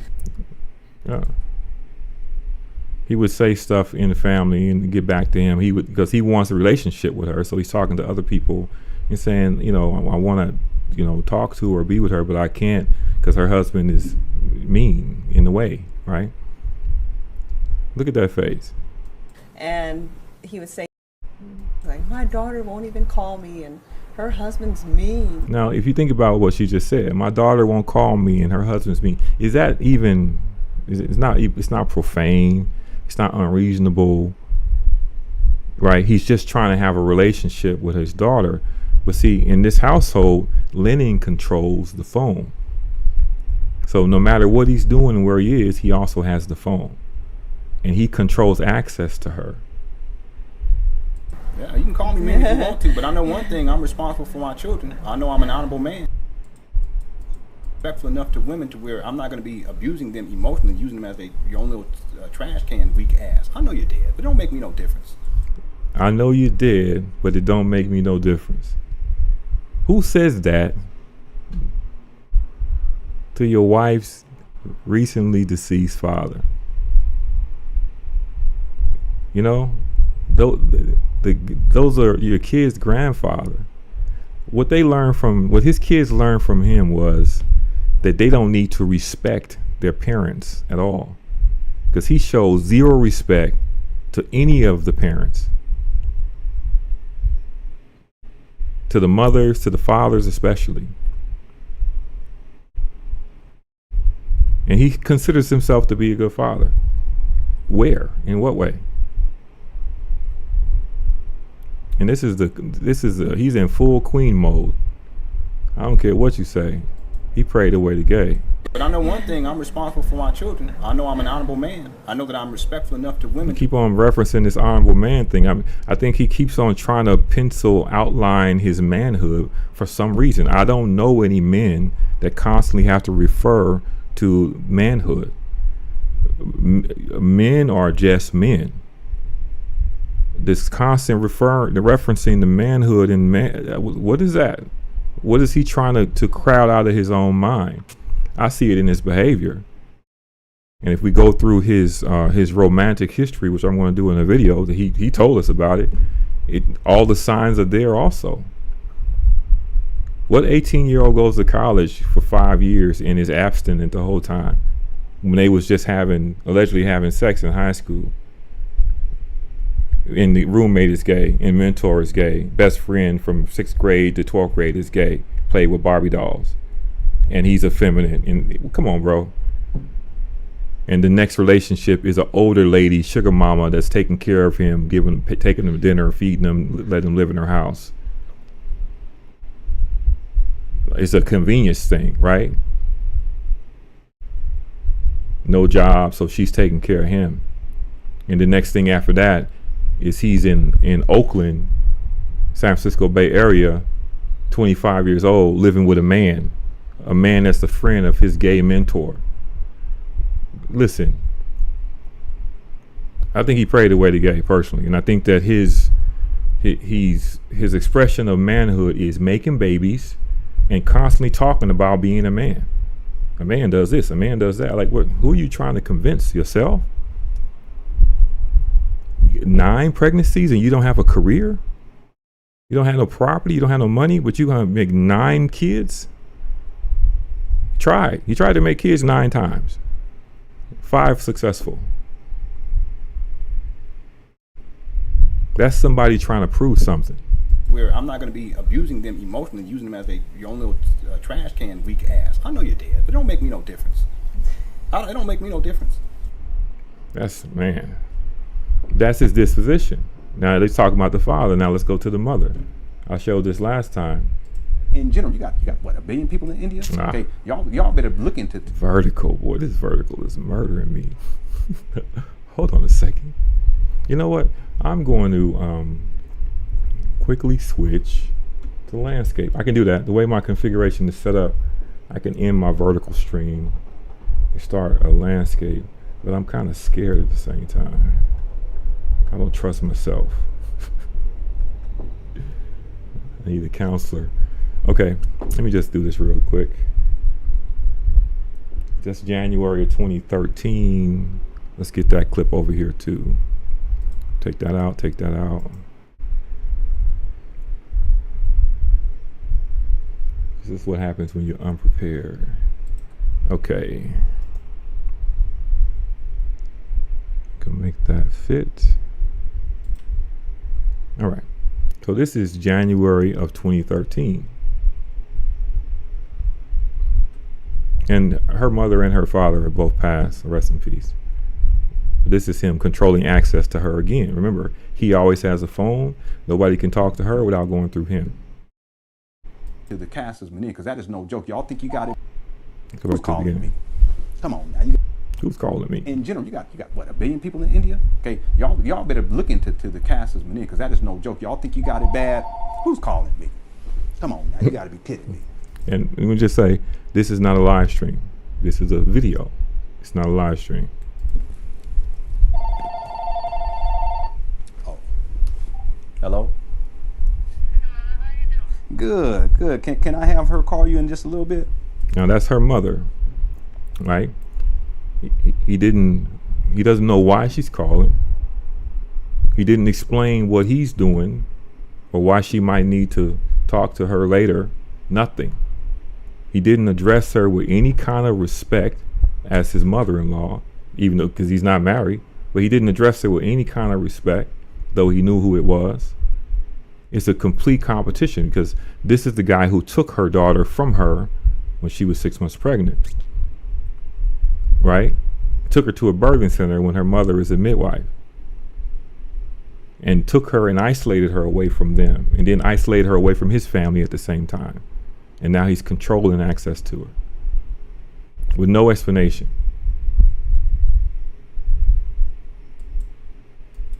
Come on now, you got to be kidding me. Oh, hello. Good, good. Can I have her call you in just a little bit? Okay.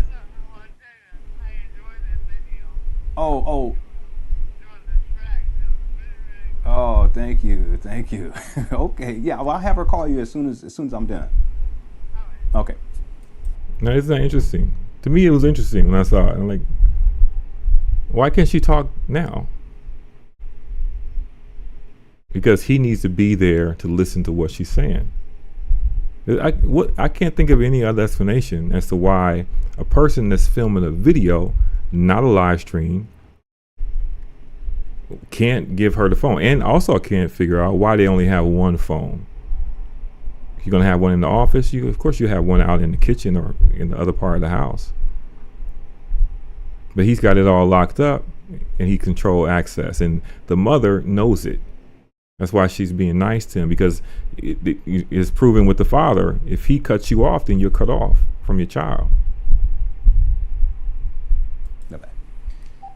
That's my mother-in-law. Yeah, her and I, we didn't really get along for a while, but things are a lot better now. That's good about that. My mother-in-law, she has a twin sister too, so it's 2 of them. Okay. Okay. And excuse me for the interruption. And there's nobody there. He's talking to a video camera. Crazy. You know, and I really thought of her as a captive that whole time. So what's next here? Let me look at the chat real quick on this other screen. Oh, Cloudscape 2. How'd you escape the cloud? FCUK, Lenon Honor. That's a pretty strong feeling there, whoever that is. Let me see. Get back to my main screen. Right there. Okay. And where's my overlay? You gotta help me with this next time, 211. I don't know what I'm doing. I'm trying out some vertical thing, and I was like, why would you mess with the formula that you got working already? I should be fired. But I like the vertical. I don't know what everybody else's experience is. I'm going to check the replay and see how it is. But I like composition wise, I like to make vertical scenes. But running a show is way easier landscape, at least for the way I got it configured. And that's kind of small, isn't it? So next is anybody got any requests? Anything you guys want to see? I got a whole library. It's all that gay shit. I'm not really trying to look at that. I'm not trying to look at the kids stuff. It makes me sick, actually. Let me ask you, did you guys know, what if I told you that Lenon Honor was the president of the African Student Union in college? Him and Umar had almost the same trajectory in school. They were engaged in the same kind of activities. They were aimed at the same people. Lenon used to talk to black audiences and try to help black boys, the same as Umar Johnson. Difference is that Lenon is inauthentic. And at that time, Umar Johnson was focused on the parents and the ADD thing, and that was a big thing at that time. But this is a video from 20. I think this is 2015 too, where he talks about being the president of the student union. I'm making a video that compares Umar to Lenon and shows that they are doing the same thing and that they agree on 95% of everything, and that the thing online is actually smoke and mirrors. The big thing they don't agree on is that Lenon doesn't like black people. that's the main part. Let's see.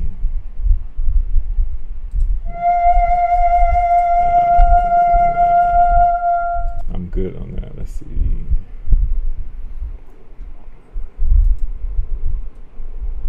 Yeah. Oh, my chat is on top chat. I don't know why that even exists. Yeah.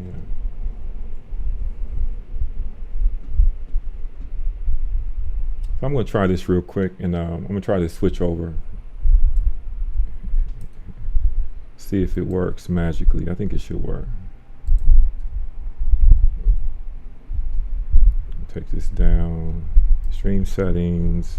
Because my auto start and auto stop are off, so I should be able to stop this stream and restart it under landscape, and everything else should stay the same. The chat should stay the same. Connection should stay up, and it'll be easier for me to navigate this. So let me see this real quick here. Manage broadcast. Yeah, right there.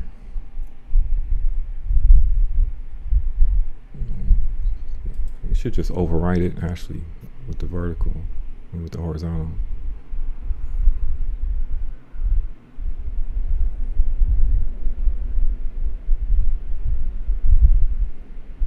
It says no data. Dun, dun, dun. Am I streaming? You guys give me a second here.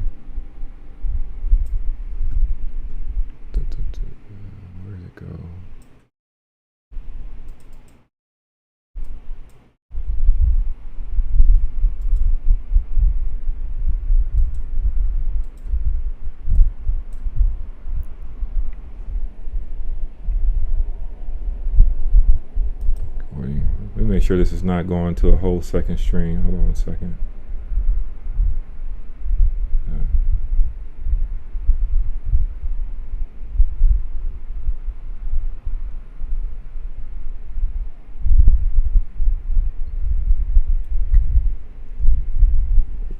I'm in the building. Jesus Price.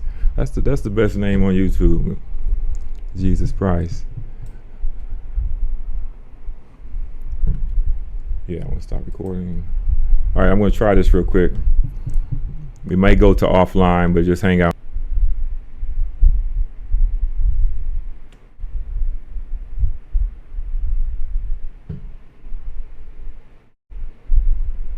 Man, did that resume the vertical again? It did. Oh. I think that might be on the Chat Lives Matter channel. This is fired. All right.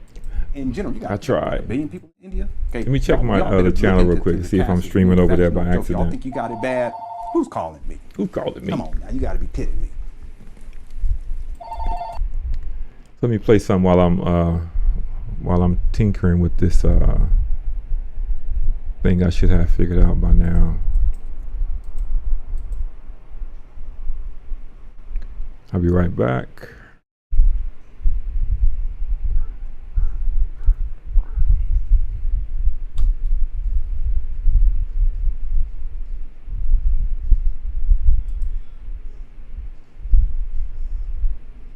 Oh, I see.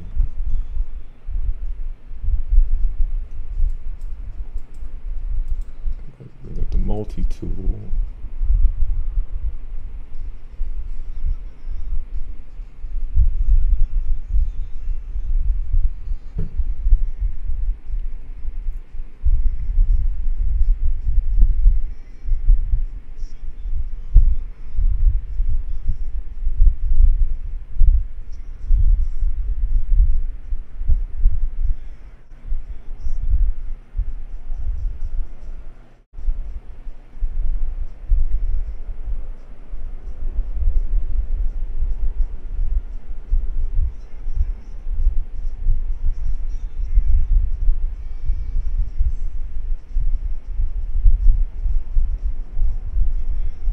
Okay.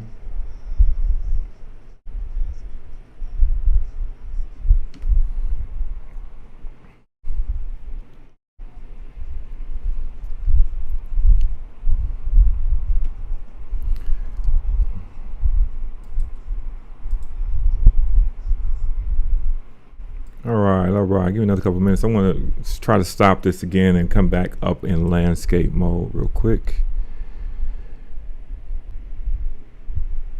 Yeah. This is ridiculous. Yeah, I tried.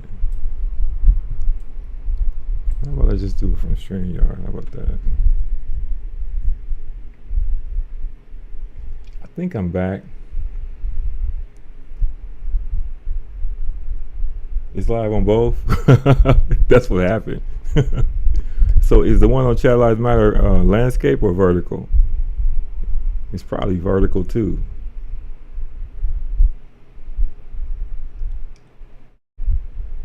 I should definitely be fired.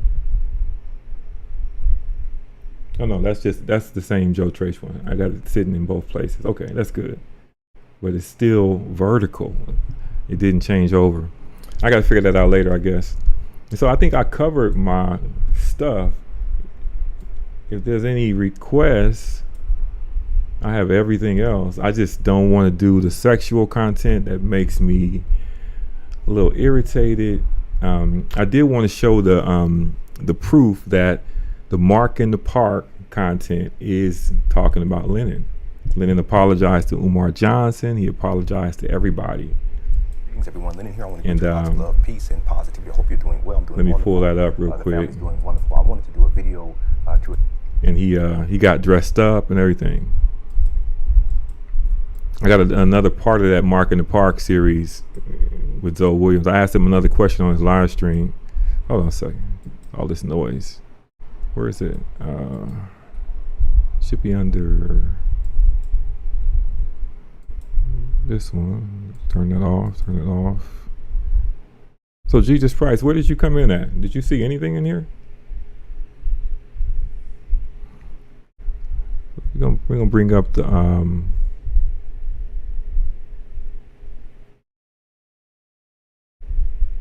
yeah, this is the apology that Lenon made. He did after Zoe Williams beat up Ari Spears on camera. Lenon went to the park dressed like Zorro with that great thing on, and the beard and everything, scruffy looking, and he went in on Zoe Williams, Corey Holcomb, Siren Sunsetti, Tommy Sotomayor, Tariq Nasheed, and Umar Johnson. And the response that he got back was from all of those people's fans, right? And Corey Holcomb did that Mark in the Park skit that was funny. And Corey Holcomb didn't show Lenon, so some people who knew of Lenon didn't know that was Lenon.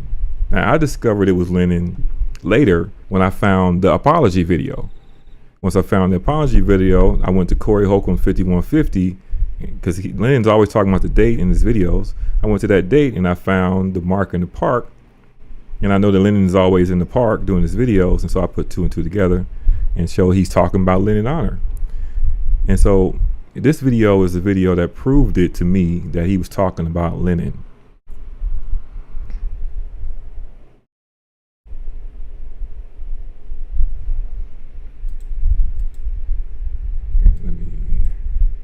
Media controls. So he's in his living room, actually. And I want to also say something about that desk, that nice desk behind him. Lenon has a thing of flossing stuff that was given to him. This desk was a gift from one of his followers.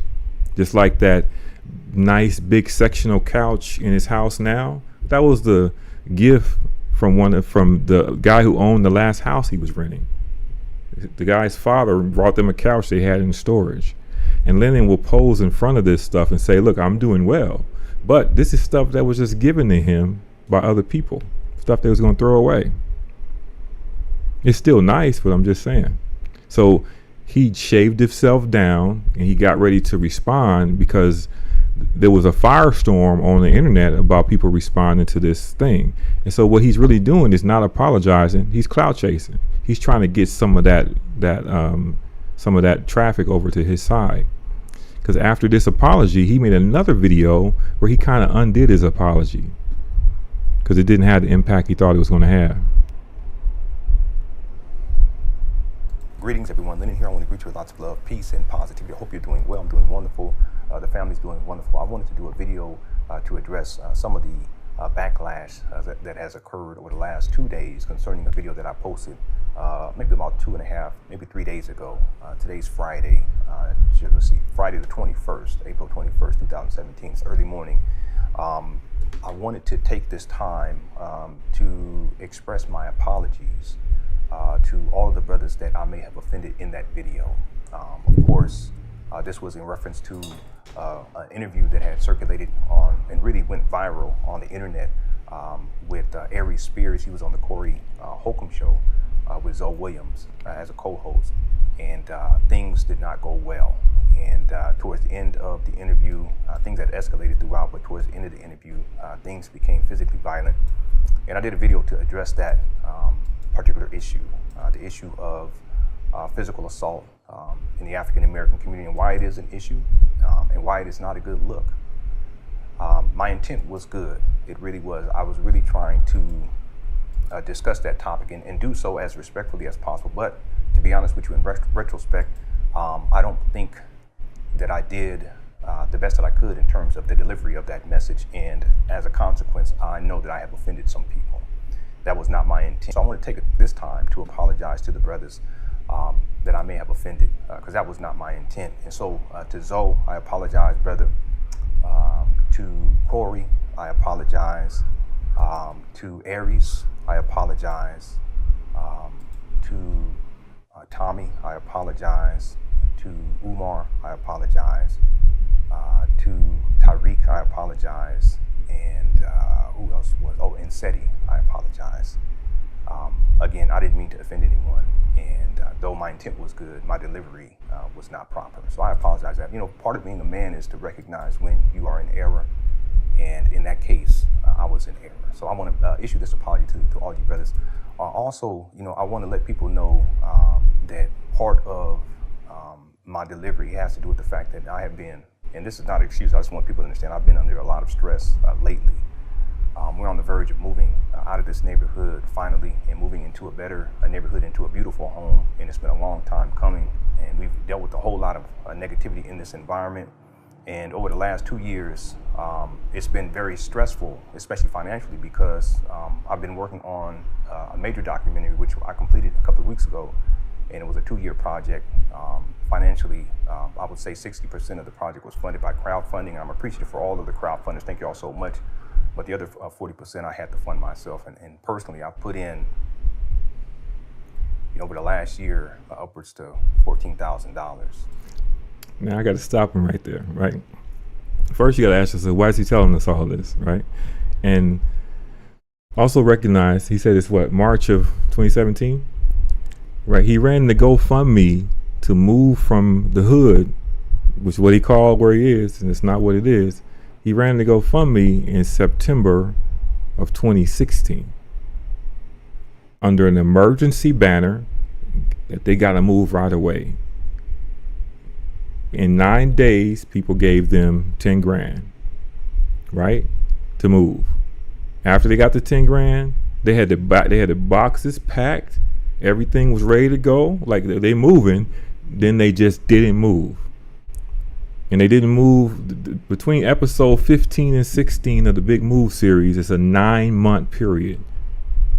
And they decided instead not to move and to instead work on the NWA project. And so what he did was he had just raised $4,000 on September the 12th. And then he went over to the Big Move 4 days later and he raised $10,000. What's that total? $14,000. He spent all the money from the Big Move on the NWA documentary, finishing it to get 33,000 views on YouTube. So the people who thought they were donating to help him move, they were really donating for his NWA project, the hip hop documentary with zero hip hop in it.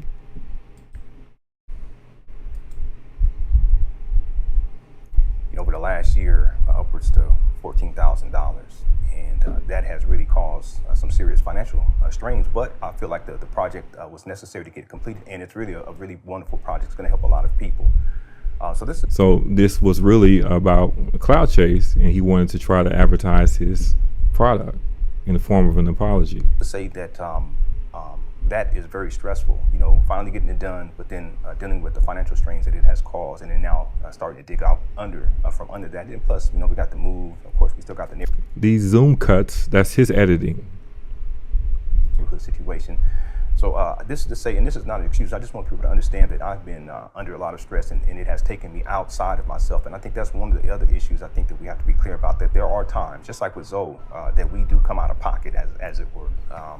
I don't believe that what happened at the end of that interview with Aries Spears is indicative of Zoe in terms of his overall character. I don't believe that to be the case. In fact, one of the reasons why I want to do this video is because I know that I've hurt some people, and younger folk too, in particular, who look up to these brothers. And there was this brother who emailed, well, he didn't email me, he posted on my YouTube page. He posted, you know, I really think that you shouldn't judge him based upon one incident. And I don't follow, you know, you brothers' work, so I don't know, I didn't know your background. You know, I know Corey, I know you're a comedian, you're a funny dude, that's for sure. I know that to be true, extremely funny. Zoe, you know, I don't follow your work. You know, Jesus Christ asked him about what happened. You understand now? So this is from when Zoe Williams beat up Aries Spears on Corey Holcomb's 5150 show. Lenon went and made a video saying that his 6-year-old son was more mature than them, and you know, anything that happens, Lenon is looking for a chance to criticize the black community. So he was just, you know, surfing the internet, he found that, and he just went off on black people. And there was a response to it. And he was embarrassed, and he saw a chance to clout chase, actually, to try to get some traction for his documentary. So he did this apology, and then he kind of undid it the next video after this. But he did nothing he said was misunderstood. He was very clear, and his criticism of black people was clear. The best way you can hear it is to hear Corey Holcomb's response. And Corey Holcomb didn't have any clips to put there. He didn't put the video up, but you can hear he's responding to Lenon. Someone said you have another show that you do and that is very positive and that you help a lot of people. And the brother said that you helped him to start, one of the things that you helped him with was to start his own business. Hey bro, I got to give props for that, but in my own ignorance, my delivery of my message didn't take that into consideration simply because I don't know you brothers and I don't know your backgrounds. I don't know and see, that's my error. That was my error in that. So when that brother sent me that message, that really struck home. There's one thing I got to say. We always have to struggle as African-American men. Yeah, no, we don't. It's you, bro. There you go. You got to put it on black people somehow. Because a lot of us, because of our backgrounds and how we've been raised, we're shaped and molded in a particular type of way. And it becomes difficult as we get older because I want you to understand something about Lenon. He does this about an African-American. Lenon was a flute player in elementary school, right? His best friend from 6th grade through high school was a gay man who played with Barbie dolls. It was very clear what he was. His mentor was a gay man. He played in the flute section of the band at a performing arts school. He was not some hardcore, in and out of juvenile hall type of guy in his neighborhood. He was wearing, I'll show you what he was wearing. So what he's talking about black people and this and that, I don't get what he means. That's why I keep saying I think he prayed away the gay, because the refinement he's talking about, it never would have applied to him. He wasn't stealing cars and jumping fences and robbing people. So what is he talking about? And he was in Pyru blood territory. His family is all bloods. His father is throwing up blood signs to this day. His sister got blood tattoos all over her. The life challenges that we have, they're more mature. Like they're much more difficult, especially if we have families to take care of. It becomes more difficult, and so we're always fighting between the man that we become and the man and the boy that we used to be. No, we're not. That's you. You're fighting away that gayness. We become and the man and the boy that we used to be. That boy that had those types of experiences that were traumatizing, that were abusive, or that was difficult, hard stuff. We all have that, and so we're always struggling in this way. See, it's that matter of factness that we all have that. The same thing applied to all his conspiracy theory stuff. It's the same logic. But there's no way for you to tell when you see him in his own environment, what's true, what's not true, what kind of crazy he is. And there's also that other part of us that's always saying, look, we want to do better, we want to do more. But every once in a while, situations occur that put us back into that mindset of how we were when we were boys. And in this case, I have a sense that in my delivery of my message, I really went back. It was retro. I went back to the old school, and I've worked hard not to be that dude. I've really worked hard because I don't want my children to experience that. I don't want my children to experience what I experienced when I was growing up with respect to my own father. So I've really tried my best. Here you go. Got to throw his father under the bus every single time you get on the mic. To present to them, the best version of who I am. But there's always this struggle of we're going back, and then situations occur, and then we got to go back, and then all of a sudden we got to be what we used to be. And so part of the lesson, for me in this is that I can go back. There is not a single gangster flute player from a performing arts school in the world. What is he talking about? I can't go back, and what ended up happening was from that video, the amount of negativity that the video received, a lot of positivity too, but the amount of negativity, and what ended up happening was I started to get verbal threats from brothers. of physical violence. And so if I'm speaking out against physical violence amongst brothers, and then I get the result of brothers talking that way, it's like, it's counterproductive. It's like it becomes a moot point. It's contradictory to what my original intent was. And that's when I decided to take the video down.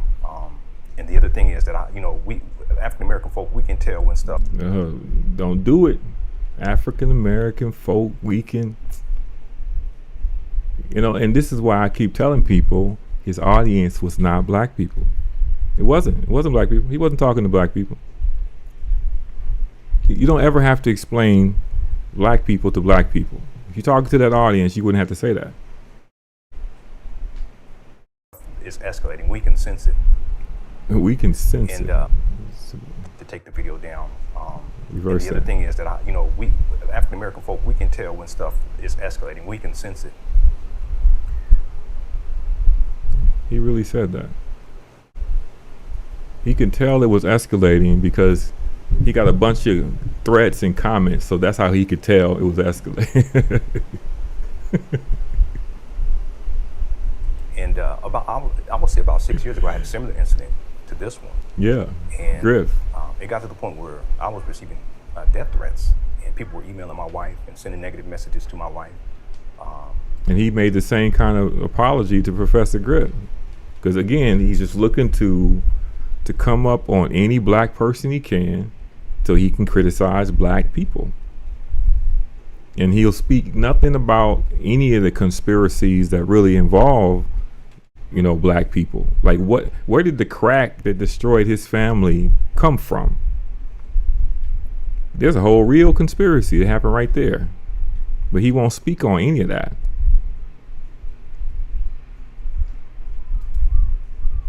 I mean, it was so out of control, and it affected me, but it really affected my wife. Yeah, we got to review the Professor Griff beef. I got all those videos too.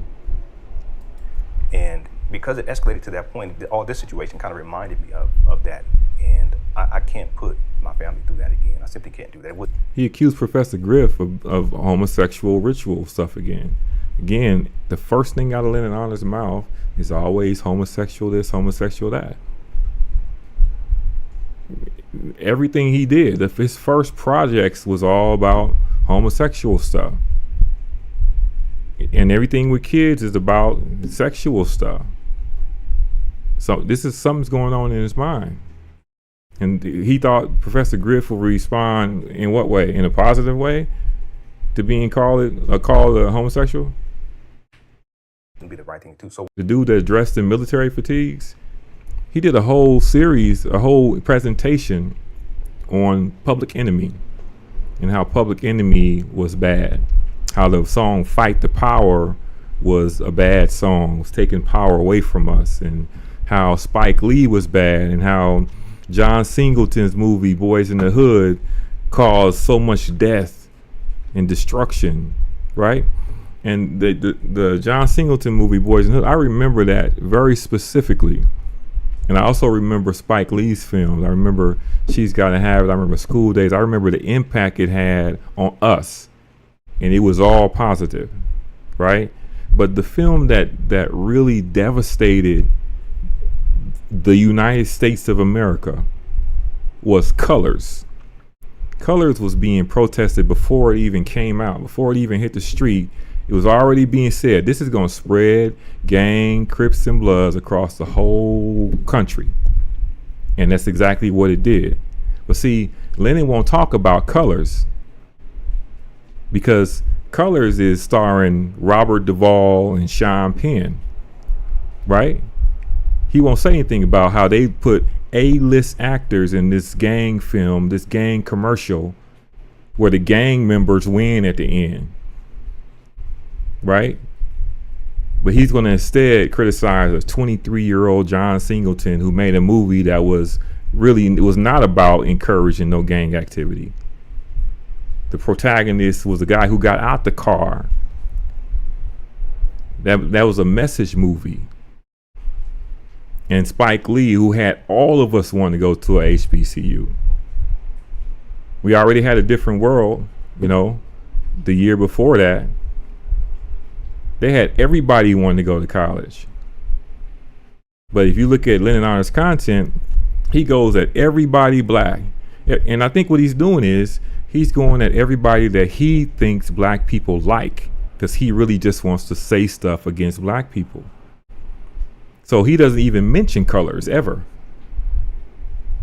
He goes through hip hop and he brings up Melly Mel, the message. Like, the message is the most, that was the most profound thing when it came out. Speaking about a condition, stay in school, don't end up in prison. He flipped that into something that was negative. The same way he flipped that little girl singing the national anthem into a pornographic scene.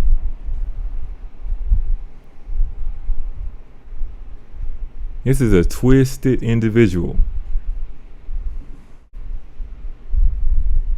What I decided to do was just pull the video. I'm issuing this apology here now. I know that there were people who said I should have left it up. I understand that, but I can't go back and forth with the negativity. I just can't do that. That's not who I am. That's exactly who you are. There's a saying, well, if you pull the video down, you're taking the L. I'll take the L. I'll take the L. If that's what it takes in order to stop the negativity and put. You see, what he's saying is the negativity is coming from outside of him. He doesn't take responsibility for the negativity that he put in play. He put that energy out there and it came back to him, and he's pointing to it coming back to him as being the problem. That's exactly what he does. And I give Lenon credit. See, this is 2017 Lenon. This is before he completely moved over to the dark side. This is him in process of becoming just a straight liar. He was still in this time trying to do some stuff, but he sold his soul for that NWA documentary. He sold his integrity. He involved his family in his scam. Got his kids looking at him strange because they know the truth also. He involved his wife in his scam. He took the innocent people in his house and made them into liars just like him. When he didn't have to tell a single lie. He could have got through all of this without telling a single lie, but he wants to be looked at a certain way. He's trying to force this idea of manhood. Listen to how he's talking. You hear this voice? Now let's go back to how he was talking before. Is this the same person?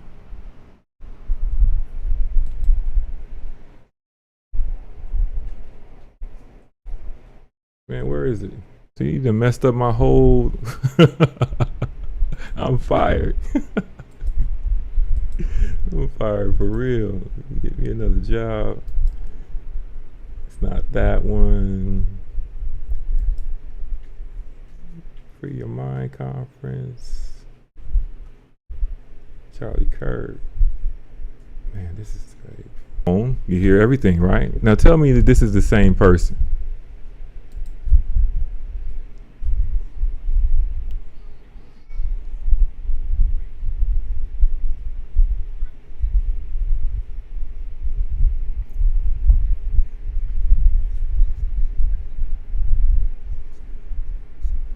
In general, you got what, 1 billion people in India? Okay, y'all.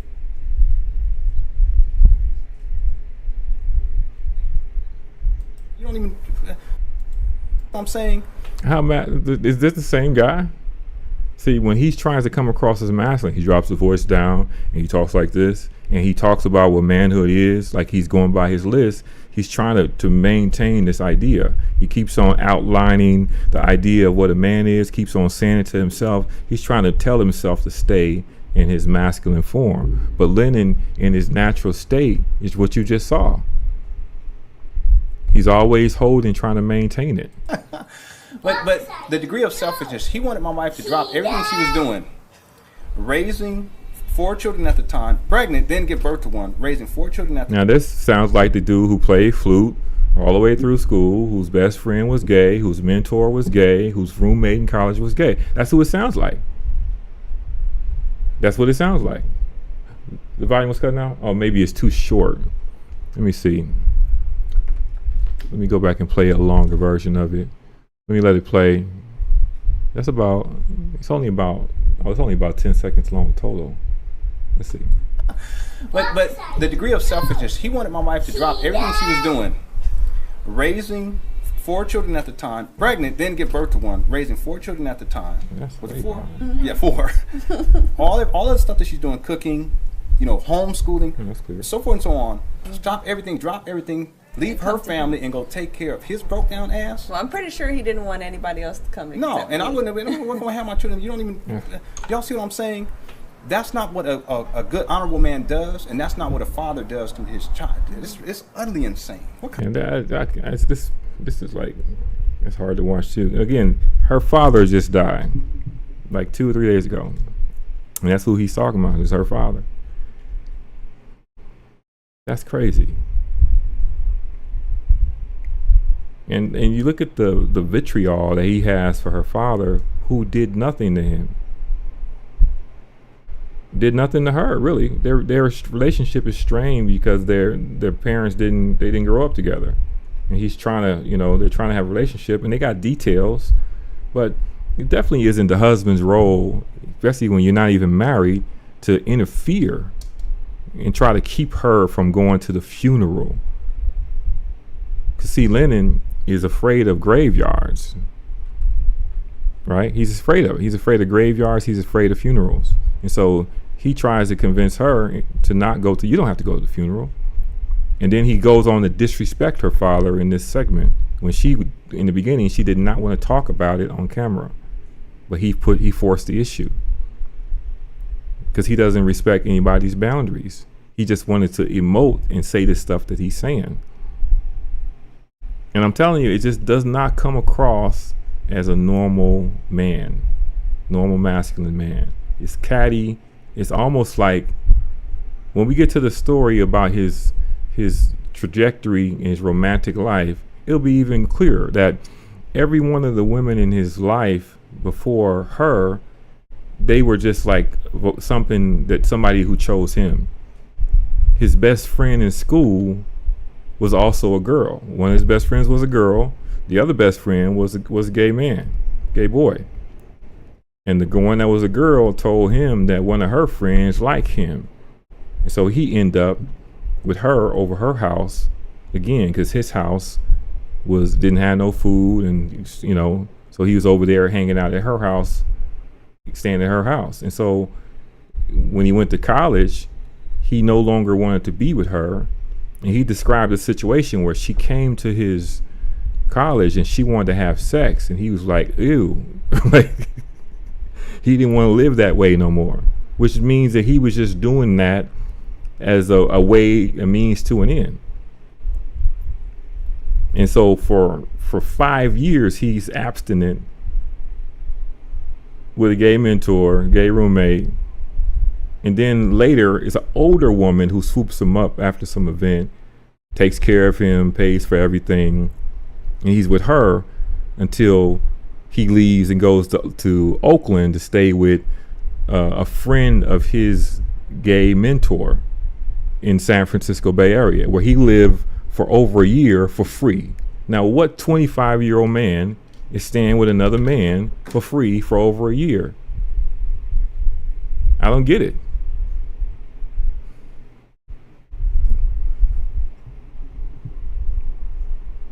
What is Kirk Denier? It is diabolical. I agree. The Kirk Denier thing. This is I covered that in the beginning. Let me show that. That's a good question. Take me back to center. So the Kirk Denier part is this. Lenon Honor is a conspiracy theorist, right? And to this day, he doesn't believe anything is real. From Sandy Hook to Osama Bin Laden to everything you could think of, Hurricane Irma. He doesn't believe anything that happens before September 11 is real. He thinks it's all dramatized and the media is manipulating the public. Charlie Kirk was killed on September the 10th, 13.8 miles from Lenon Honor's house in Utah. And so the question I had was, he disappeared from YouTube during that time period.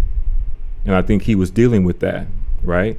And I was thinking when he comes back, okay, he's definitely going to talk about the Charlie Kirk incident, because for the first time in Lenon Honor's history, one of these major events happened right outside his front door. So it's not a matter of just saying, okay, that didn't happen. Those are crisis actors. The Boston Marathon bombing wasn't real, right?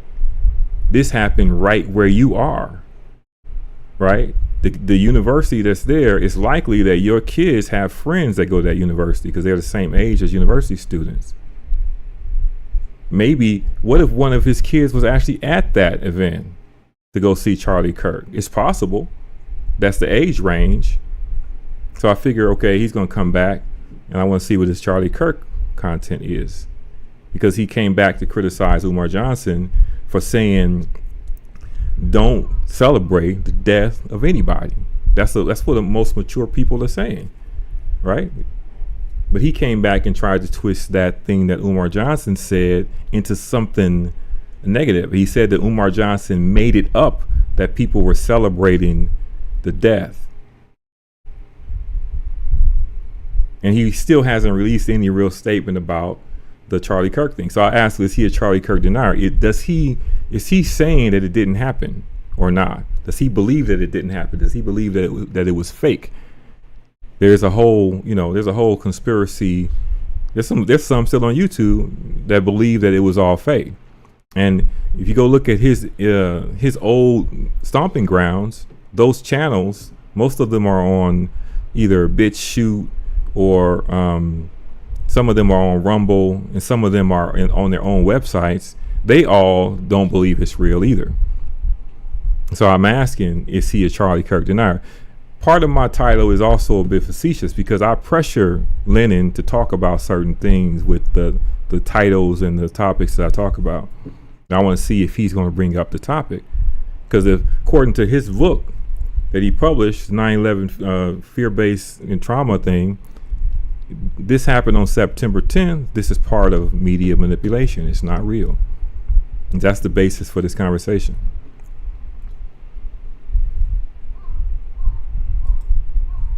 Yeah, the Kirk Park was in the beginning, and this execution on this is horrible because I should have did this in a landscape mode. I'm trying this vertical configuration for the first time, really, with this kind of complexity, and that's how I learn stuff. I go through it, and I'm better prepared for it the next time. And but I think the vertical layout, I need to make a video that just makes it clear. It'll probably only be about 5 minutes, because the point was just to show what's Lenon Honor's overall philosophy about natural disasters, assassinations. He never believes assassinations. He doesn't believe they're true. And everything that he's always talked about has always happened 1,000 miles away from him. What about this time? How can you, as a content creator with 80,000 subscribers, have this event happen in your backyard and you say nothing about it? Right? The main reason is because they're not black people. You instead decide to start talking about a hypothetical school in Delaware that's going to open in 2075 with no students. You want to talk about that and the black people that are stupid for giving them money, as opposed to talking about this national worldwide story that's right outside your door.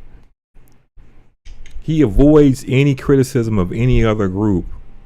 He just focuses on saying what he has to say about any black people that were the descendants of enslaved Africans. He considers himself to be in a different group. I established that the last show.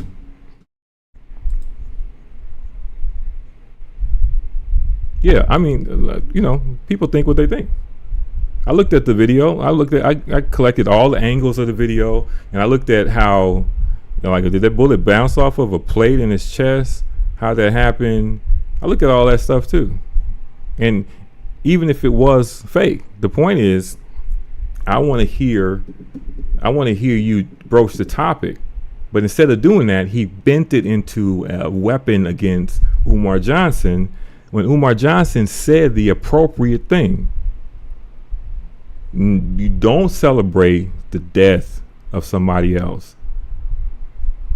There's no reason to be partying and celebrating and mocking the death of so many people. And that's what an old man would say. That's what a 50-year-old would say.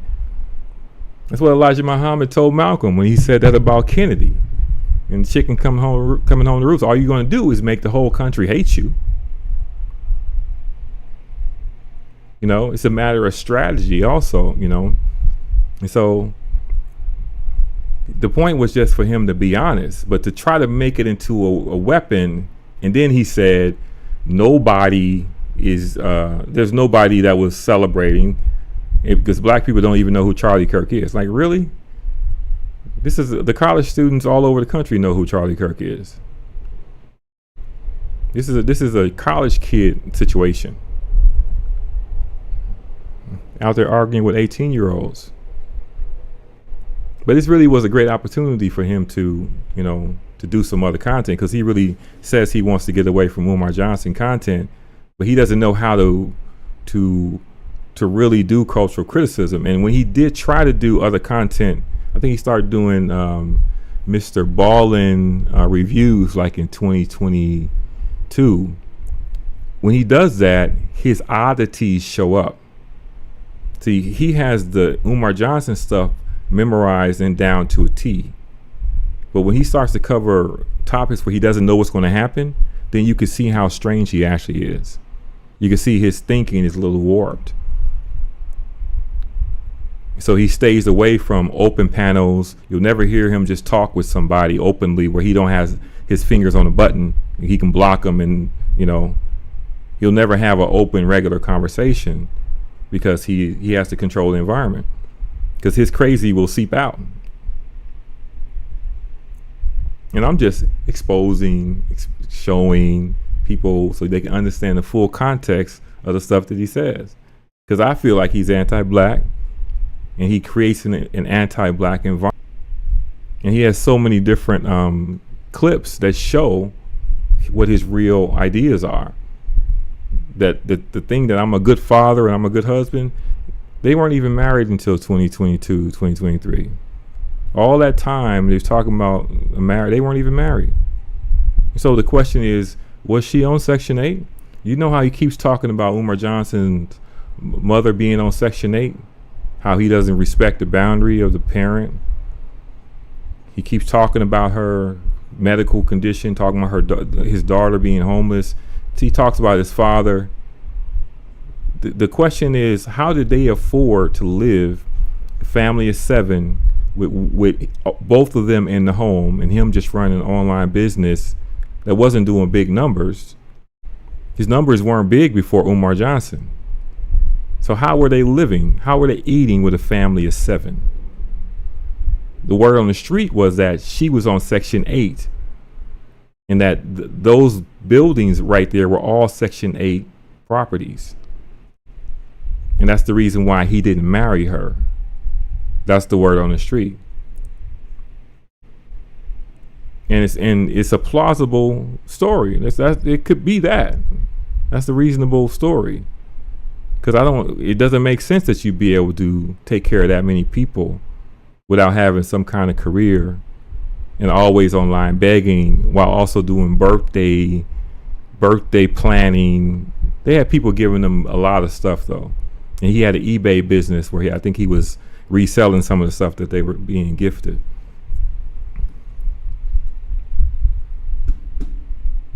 Let me check the chat here. This chat is really too small on that screen, isn't it? The slander and the dead thing, I mean, that's, you know, just no respect. You know, because your feelings change. I mean, her initial feeling is this, and then tomorrow it may hit her in a different way. But he's already planting his flag to not, you know, to talk bad about her dead father. Like, what kind of person is that? The way he talks about his own father, when we get to that part of the story, man, he did a series in 2000 in, I think it was like 2011, 10. He has a project called The Healing of You and Me. It's earlier, it's like 2009, where he reconciled with his father. And he has a whole music album, and you can talk about this stuff, and they're in a good place. Forgiveness, he talks about forgiveness with his father. I think it was like 2000, 11, right? Then when he did his NWA project, he starts out hardcore. My father was a crack addict that beat on my mama, that beat on us, right? And it's like, well, if you reconcile with your father, who was a young man with 6 kids, married his high school sweetheart, actually married her. The crack epidemic came. He was in that party crowd, got swooped up in it. A lot of families got destroyed. He's responsible for his actions. But this is when he was a young man. We're talking how many years ago? And your son keeps on, whenever he gets on a bigger stage, he just says, every one of in Lenon Honor's presentations that he does at these events, my father was a crackhead, beating on my mama. And he doesn't realize that he's embarrassing his mother, and he's damaging the relationship, any potential relationship with his father, and he's damaging his children. Because every blow he lands against his father is actually, the kids are the ones that take it in, because that's their grandfather. They affiliate everything with them. Kids blame themselves for everything. My grandfather's like this, then maybe I'll be like that. And Lenon goes so hardcore against his father, and then he says he wonders why his father doesn't call him. He doesn't even know my kid. My kids don't even know my father. Like, you're 47 years. I mean, how many years does your father need to try to do stuff with you when you keep on injuring him with mistakes he made a long time ago? That you guys supposedly reconciled and you had forgiveness and everything was done, and then you keep on peeling the scab back off whenever it suits you, because you want to show people how refined you are. I'm nothing like my father. This is what he's saying. But his father sent him to college for 5 years. His father prepared him. He got his shots. he got his opportunity to go to school. The tour the script starts in the 9th grade. You're in the 9th grade, just now getting into something outside of general math. Competing with kids that's been in school the whole time. What chance do you got? Because your father thinks college is a waste of time. He disabled those kids in so many ways. It's crazy. And he considered himself being a good father because he's in the house. Like, you could be in the house and be unavailable. And you could be available, but because you're crazy, your availability is making your kids crazy. Because if I was a ruthless person, I would pull his kids up on this screen. The way he pulled up Umar Johnson's nephew and talked about his mama's situation and all this stuff. I would put his adult kids on the screen and show you, and it will blow your mind. What happened to those kids? It will blow your mind. It blew mine. Yeah, the other content that he did, but there's something about Lenon. Like, he becomes accomplished in something and then he walks away from it. He did 5 years of college and he left 1 class or 2 classes, or I think a test and a class short of his degree in music. Lenon is a world-class musician. I want to make that part clear. But he makes no effort to do music. Not to be a music teacher, orchestra teacher. He could do all of that. His musical resume is impressive. With who he studied with, where he studied at, how long he played, but he refuses to do that, right? Everything he can do well, or that he's into, he walks away from it. He did a cybersecurity degree, right? Recently at that bootleg school he went to, 5-week classes, right? And he had a choice. He could do cybersecurity.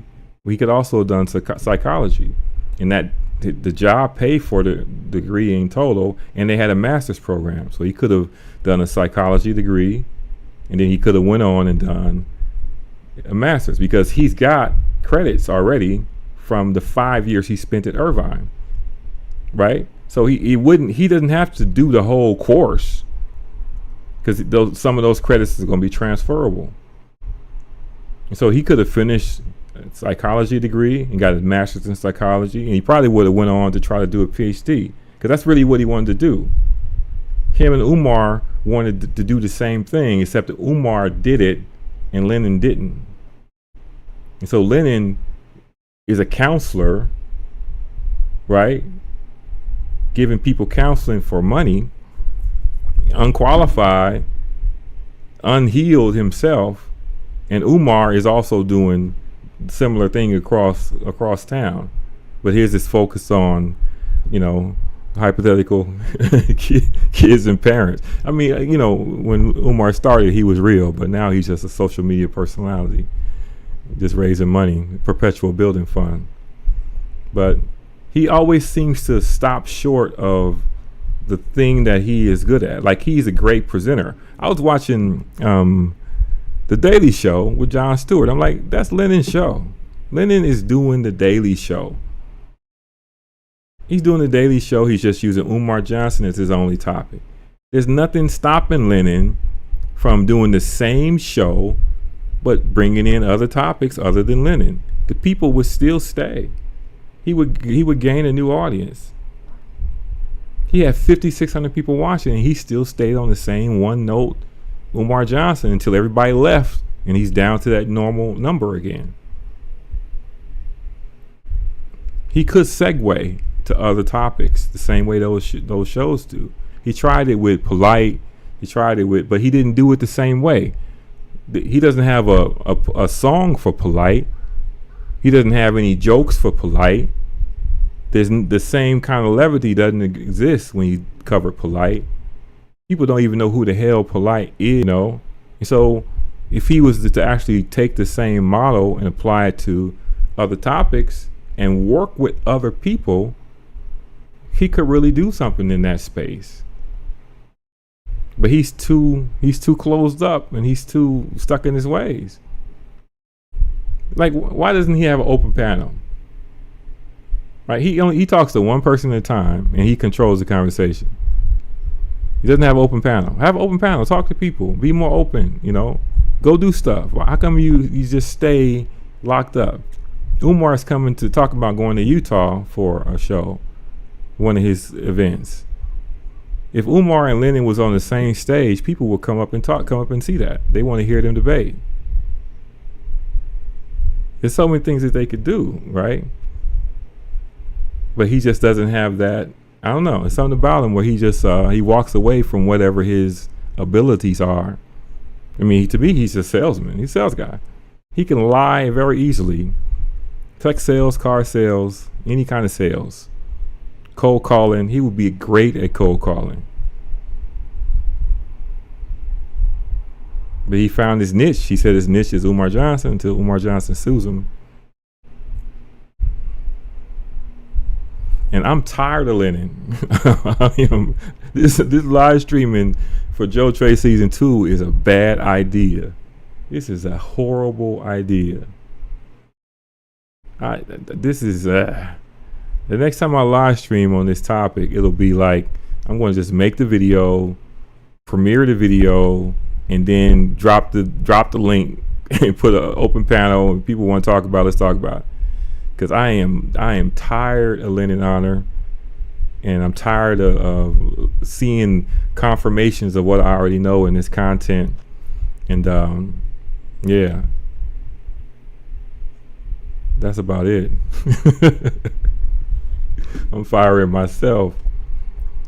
So it's gonna be I gotta cut up the last video plus this video. I got about a good 4 or 5 videos to put out that just highlights this lie, that lie, this persona thing, controlling access to Aida. I'm trying to stay away from the kids, even though I talk about it on live stream. I don't think I'm gonna make any content about the kids thing, even though they're not kids. You're talking about a 22-year-old, a 21-year-old, and a 20-year-old. He's got 3 adult children, all living in the same place. And I wonder about the latter children in their education, but you know, that's their cross to bear. I'm sure their mom will take care of it. But you know, the second son, I still worry, you know, about that. You know, in my parasocial way, same way I worried about Walt in Breaking Bad. I don't know if it's real, but yeah, being out there in that environment with that mental condition, keeps on talking about self-deletion, buying into the fact that okay, you're autistic now. How are you suddenly autistic? ADHD now? How? It's disheartening. I need to really try to hook up, if I want to be diabolical, hook up Umar Johnson's daughter and Lenon Honor's sons, and let them get together and go live together. that would be the ultimate. let them get money on their parents' name.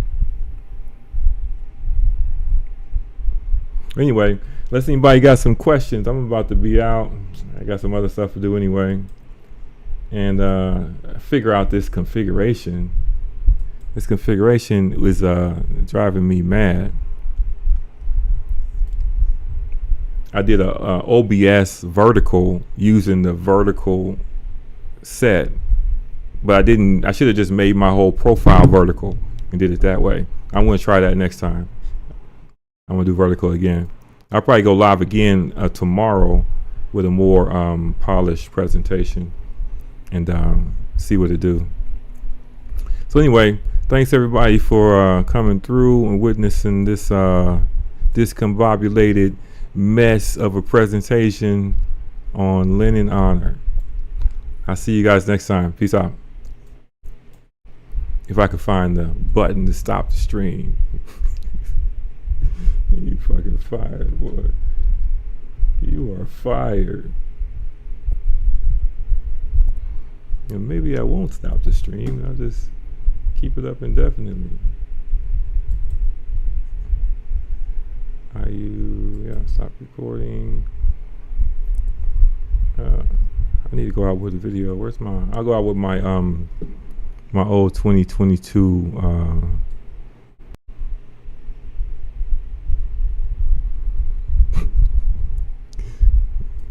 we're just making up shit, boy.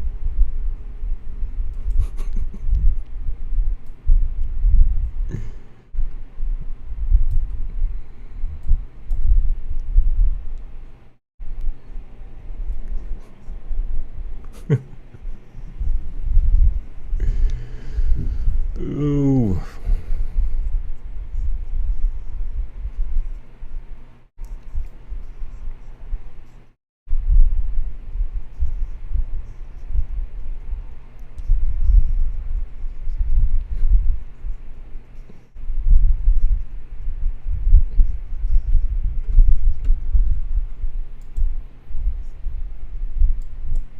Oh, I just saw the chat. Oh, my chat wasn't even showing me the end of it. Did the stream crash? Let me see. Man, fired. Hey, can you still hear me out there? Let me check my audio. Yeah, it's still going out. It looks like the stream is still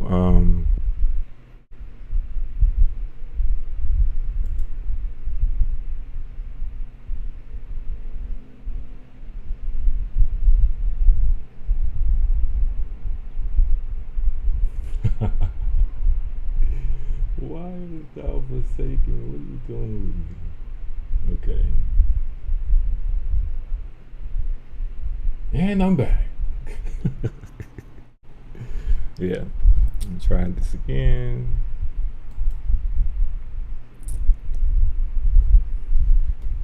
Stop streaming.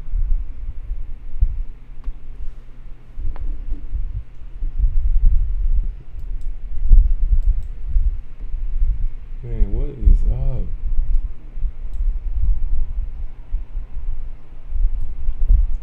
Let me think what I can do. Word, I'm also streaming the Rumble. I need to hire an assistant That's not myself. I was streaming the Rumble the whole time.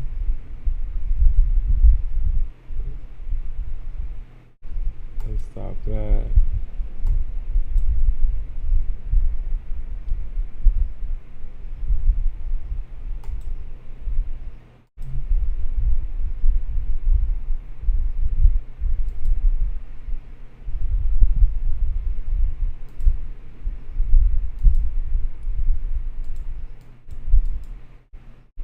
Okay, I gotta turn the vertical on.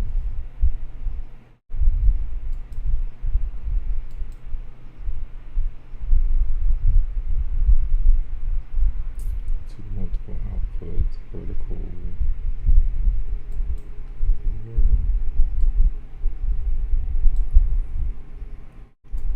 Settings. Okay.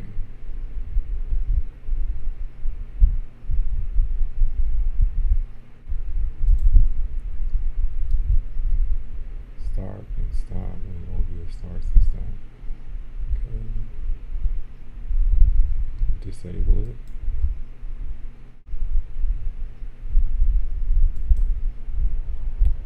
Alright, we're gonna try this again.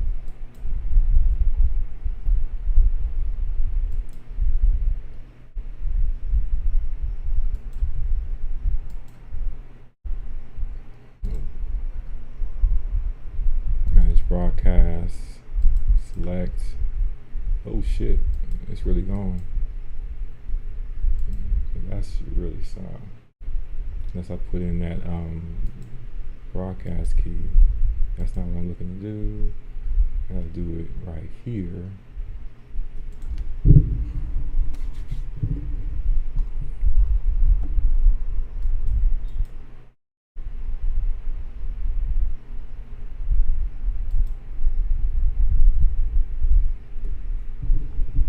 Just gotta edit this here.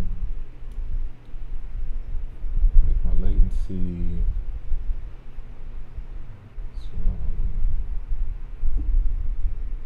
Subscribers.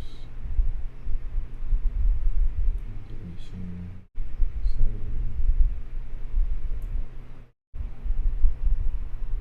Ooh.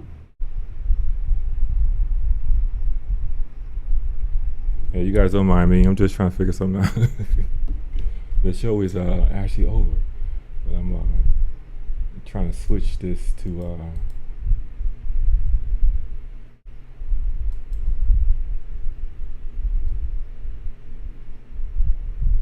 okay. I think that's the wrong channel.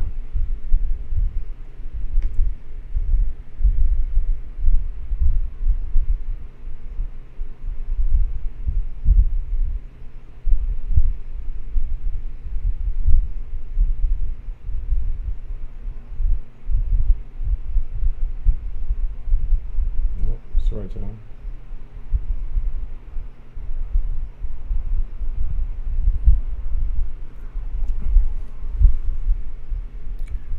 Dum, dum, dum. Okay. So I think the solution is to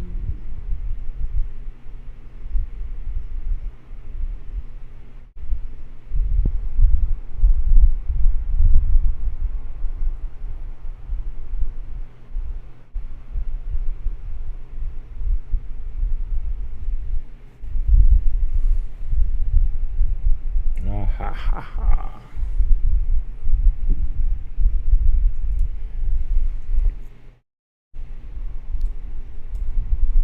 I see what's going on. So I'm able to reconnect landscape. Hey, anybody here, don't mind me. I'm just playing around now. I was able to cut off the vertical and reconnect with the landscape, but it's got a vertical resolution. It's just on the right side of the game, but it's So the question is now, how do I get that? I think I'd have to connect to a new profile. Yeah, that's the answer. Sound like Lenon Honor. Let's go to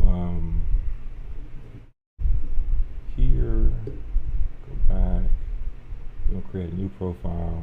But if I do a new profile, it's gonna be a new. If I use the same key, it'll be okay. Okay. Let's see. I'm gonna use the same exact key, same connection. Auto start is off.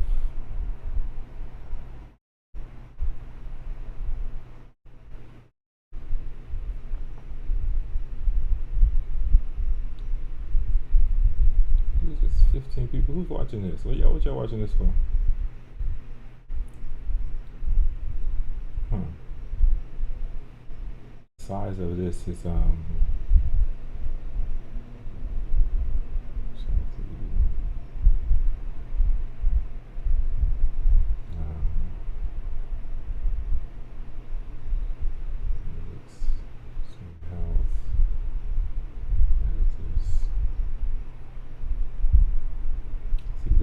aspect ratio.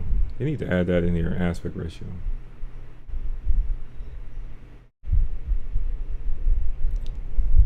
There used to be a way to do this. I think there was a backup stream address that you can override the current stream with, designed to, if the current stream dropped, it would just automatically switch over and fell over to the other one.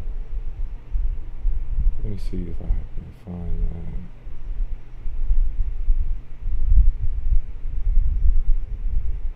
Stream settings, backup server URL. Let's check that one.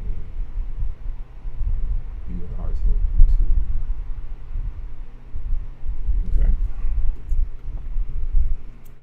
Go to modify.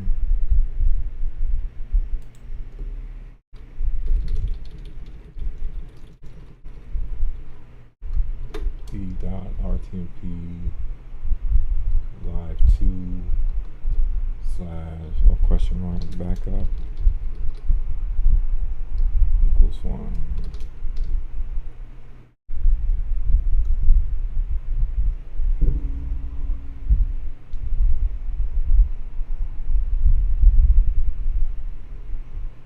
Question mark backup 2. Backup equals 1. Okay.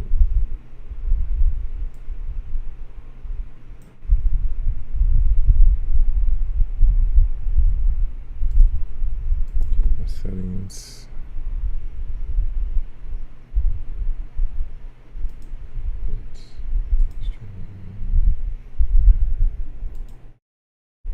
Right. That's right.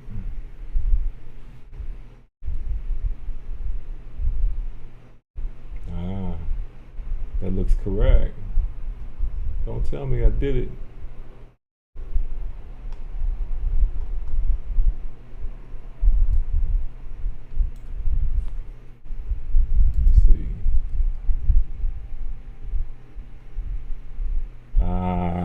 Okay. Looks like I learned something. I don't know if anybody's still here. What I was doing was I was ending a vertical stream while keeping the connection up, keeping the chat open, and going to a landscape. I want to be able to switch back and forth. Like if I want to do something in landscape, I want to switch to landscape and be able to switch back and forth. And I just figured out how to do it. Okay. That's the thing about my my live streaming. It's experimental. So the show tomorrow will be less this and more automated, because I don't really want to talk about Lenon. It gets on my nerves, and it's just easier in landscape, man. That's just the way my system was configured. It's easier. I like that. Yeah, this is so much easier. Okay. Where's my chat? I'm downstream here.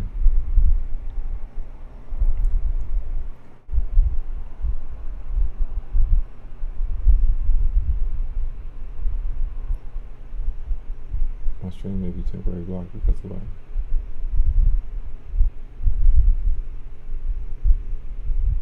Yeah, I'm coming in through the backup connection. Every channel, you got 2 different stream locations, and it's designed for resiliency. So if for any reason your primary stream hiccups and breaks, it'll automatically switch to showing your secondary stream. So if you have your backup stream configured, like maybe from a different location. So maybe I have a endpoint in the cloud that I use as my secondary. In case some local problem happens with my connection, it'll automatically switch over to my StreamYard. And my StreamYard will be connecting to that same stream key, and I'll be able to continue. And lets me switch back and forth. That's what I'm thinking about configuring, having my StreamYard on the backup, and I'll be able to go to StreamYard after a show just by turning one of them off and switch over to the other one. Or said another way, blah, blah, blah, blah, blah. Let's see. Clear that out. Is this chat still working?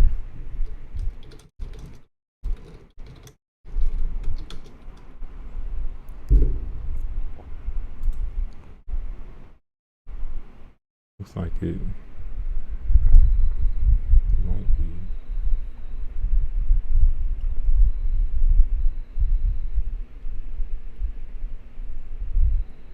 Yeah, I ended. But, I was trying to figure something out, man. But I figured out how to come back to the same portrait mode and landscape mode. So now I'm kind of feeling released from that portrait nightmare. And nothing wrong with portrait. It's just my configuration was half-assed, last minute, kind of thrown together. I learned something on how to end the portrait mode live and switch to a landscape without dropping your chat.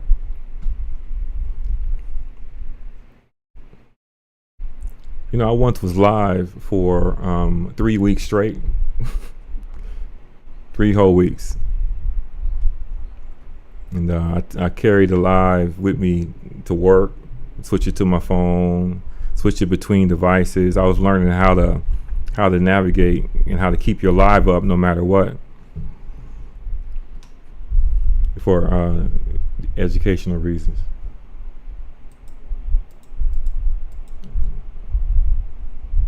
Yeah, so I feel relaxed now. So let me show some more stuff, just for the sake of the recording. I'm gonna cut this up and make it into something. It's much easier now. I ain't gotta move stuff over to the vertical side.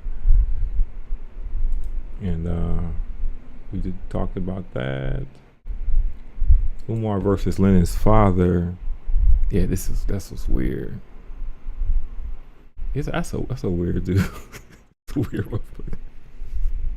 I don't want to be picking on him, man. At the same time, it's like, remember, bro.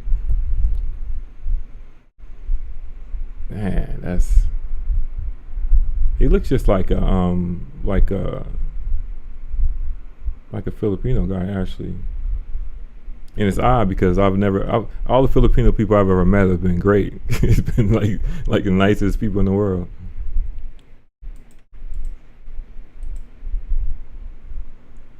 Have you done for the black African race?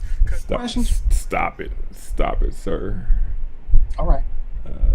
I'll leave it at that. Listen, everyone, I want y'all to have a wonderful. Yeah, let me play Techpreneur said, what do you think about Dr. Umar Johnson? Well, first of all, we're going to take that doctor off of there, and we'll say, what do you think about Umar Johnson?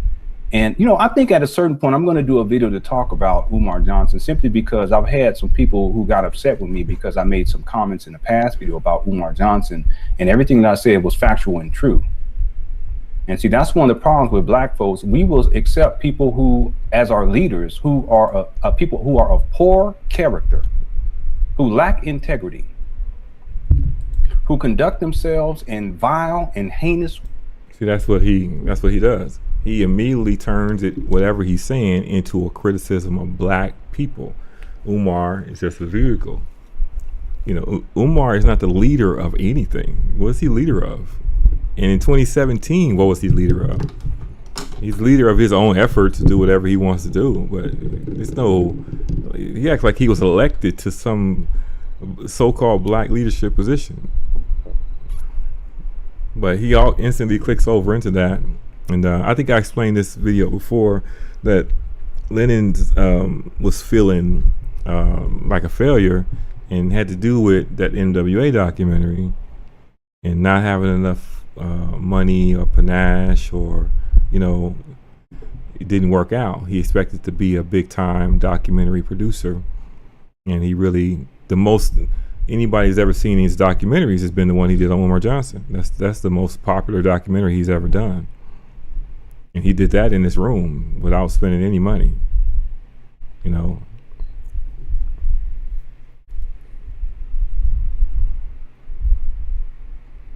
Ways they can be disrespectful towards women, they can be disrespectful towards African Americans. They can call I got to use them eyes. black women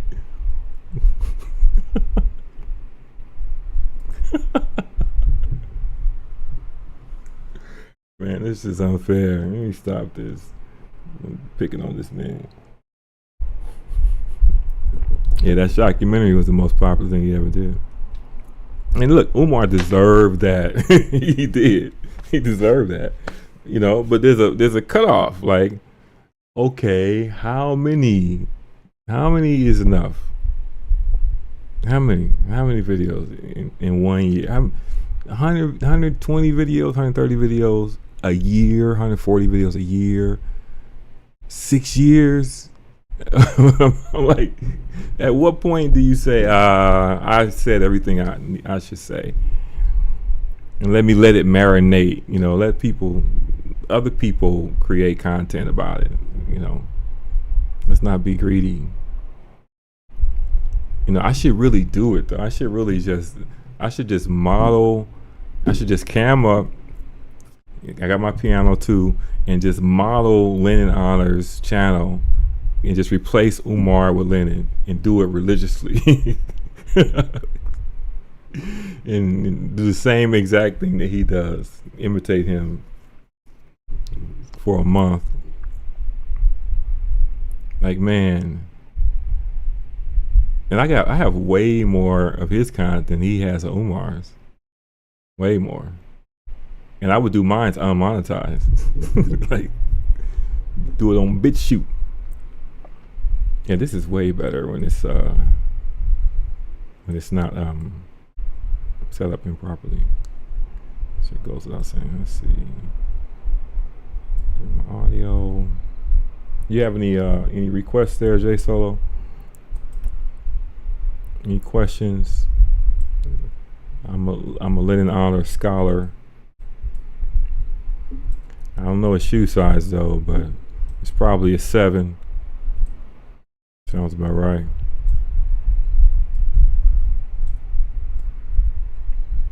Fun fact, when I was 7, I wore a size 7. When I was 11, I wore a size 11. When I was 12, I wore a size 12.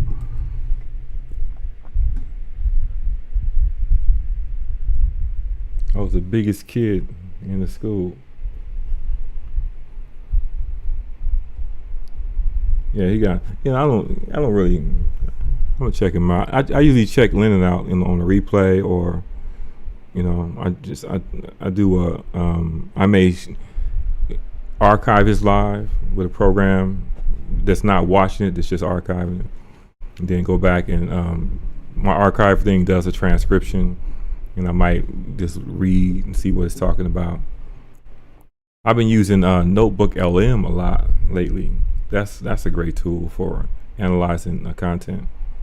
You can do mind mapping and all kind of different things with it. Fact checking.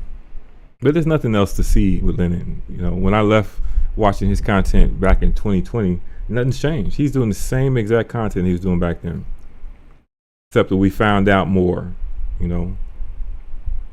Back then they didn't know if he had a PhD or not.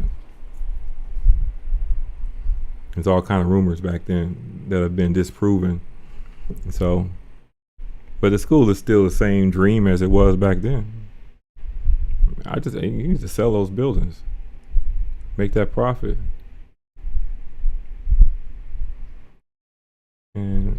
what's this Capitol Hill shooting? I think I was going to show this.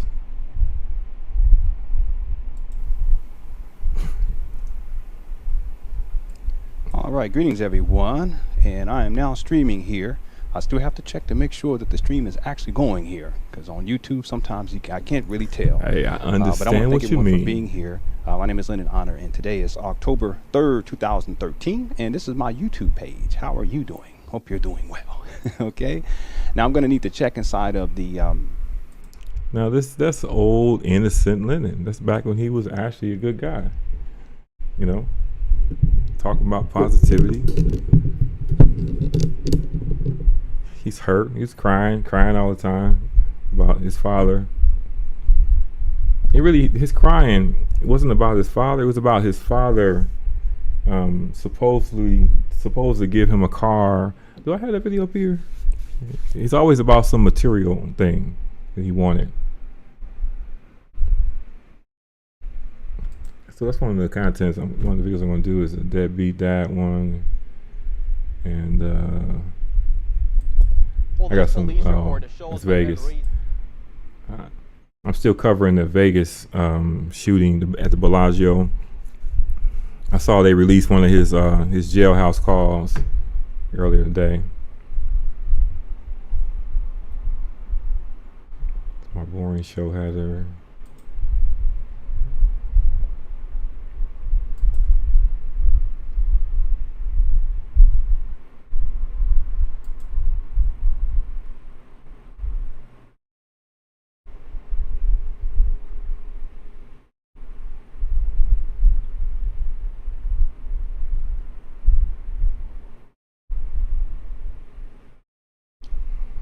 In the park, Bobby. My nigga just says you.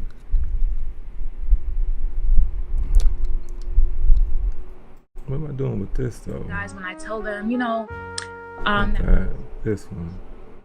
Oh yeah. This is a movie that Carrie forced me to invest in. I think I was going to tie this in. You ever seen this movie? Is called Force Majeure.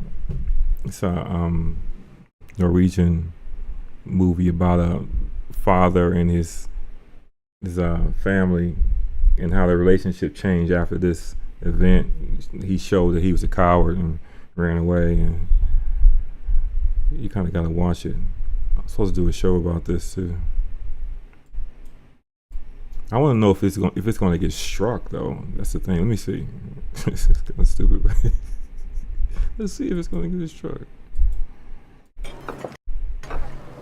Merci beaucoup. Merci beaucoup. Det ser väldigt bra ut.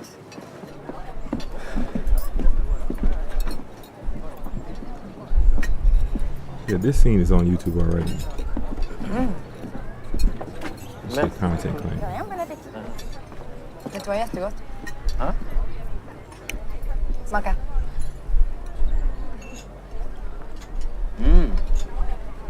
Jättegott. Finns det ingen parmesan? Vad var det? Oj, kolla här. Kolla här.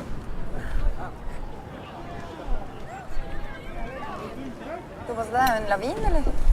Ja, fast den är kontrollerad. Alltså, det är såna jäkla krafter. Är det safe? Ja. De vet vad de gör. Pappa! Ja, det är ingen fara. Just den där kontrollerat. Harry, det är lugnt. Harry!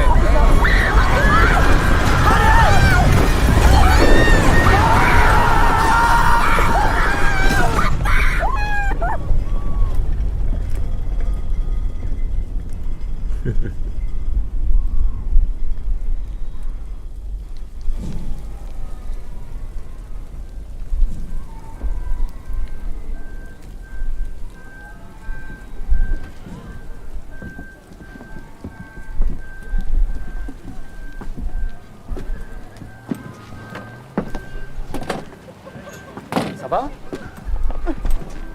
Tout va bien? Are you okay? Is it safe? Safe to come up now. Hur är det med dig? Är det bra? Är det okej? Ja, bra. Det är bra. Det är bra. Vad är pappa? Är det bara konstigt där? J'ai encore la cigale. Peut-être mon gars. Oh mon gars, qu'est-ce qui s'est passé? Je suis parti vite. Attends, mais qu'est-ce qui s'est passé? C'est ça, ouais.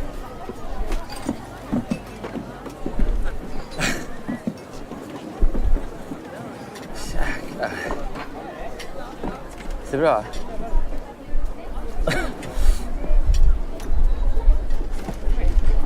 Alltså, då vet jag vad det är. Vad fan, det var...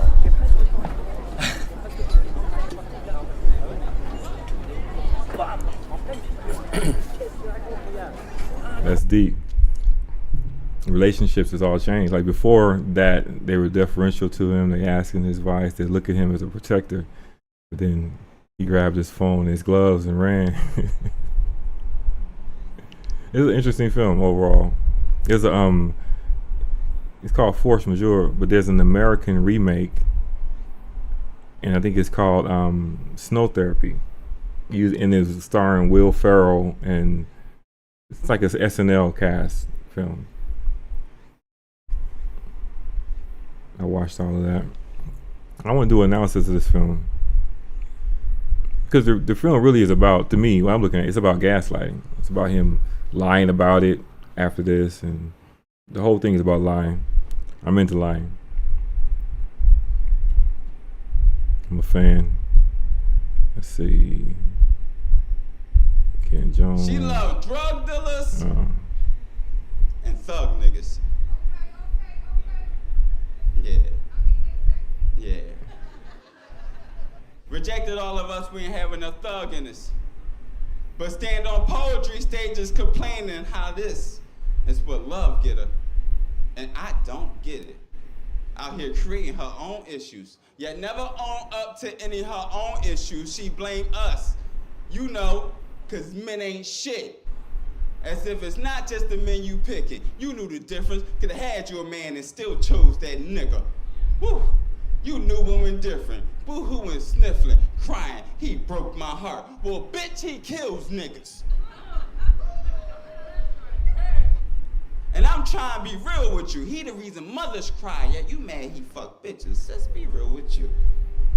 He is married to the streets, knee deep in beef. You can only be his side bitch. Y'all looking at me like, damn, that was harsh as shit, Kim, when I'm just being honest. And honestly, you should be lucky you wasn't in his car when his ops was out there sliding. 4 niggas, black mask in a black Honda. All I can think about is your mama. What would she say when her baby got shot? Woo! I know she gonna cry and pray a lot. Your boyfriend back on the block, on social media, talking to his ops, doing TikToks. I'm still alive. I'm still alive. And you died. Woo.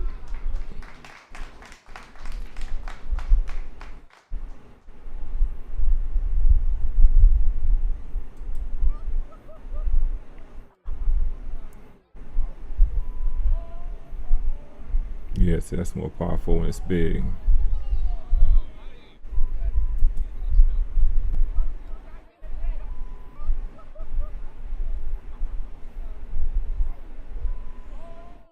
Charlie Kirk. Fuck Charlie Kirk. Fuck Charlie Kirk.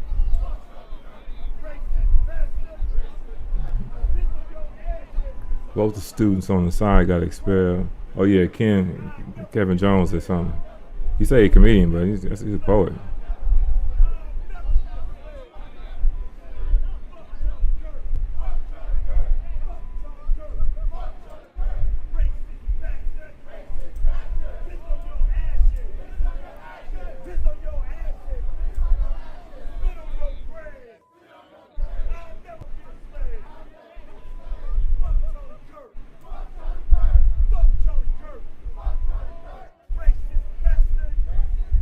She got expelled. He got expelled. I don't know why it don't work.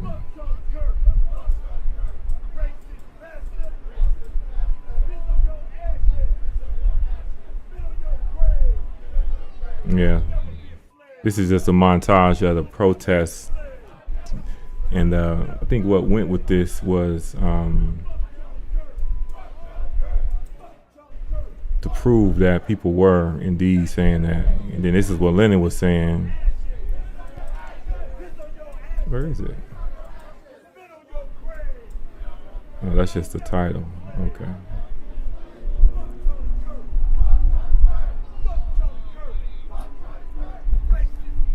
See, I ain't trying to be defending Umar. That's the thing.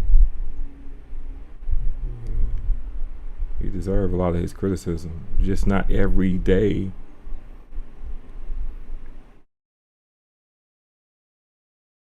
This police report Vegas shows won't hit a Mohamed Reis, quitter. the man accused of shooting 2 YouTubers on the Las Vegas Yeah, Strip, that's. had a I gotta previous come back to encounter this with the two case victims too. months earlier here at Fremont. Now I want to learn more about that first incident. Here's what I found out. We are like Yeah, that's watching the wild. Fountain show That's wild. and we heard gunshots. Okay, and how many gunshots did you hear?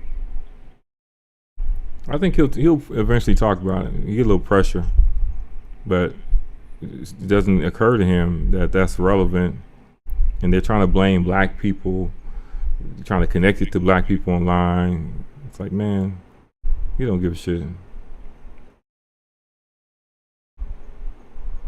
That Vegas one, I gotta do that. I think I may have to just go over to Vegas sector and do that Vegas content. Get away from this Lenon Honor for a couple weeks.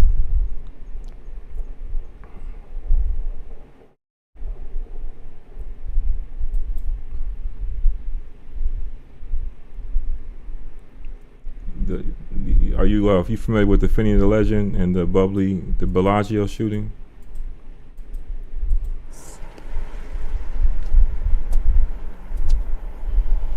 You're not niggas.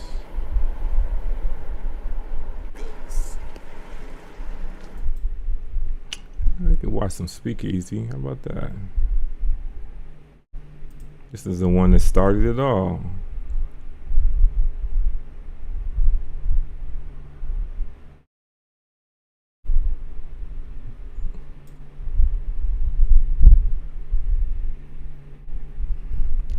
You know, the yeah, Vegas, that was definitely misunderstanding of reality, offline, online.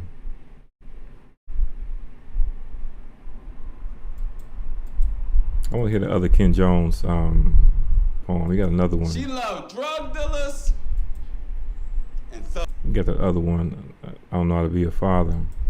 I don't even know how to be It's reasonable. a father. All I know is my kids bother me when they want to be bothered. And if my kids call my phone and say, hey, father, they want money, I say no and still send it. Because I know even if I don't give it, they'll still get it. So I still give it.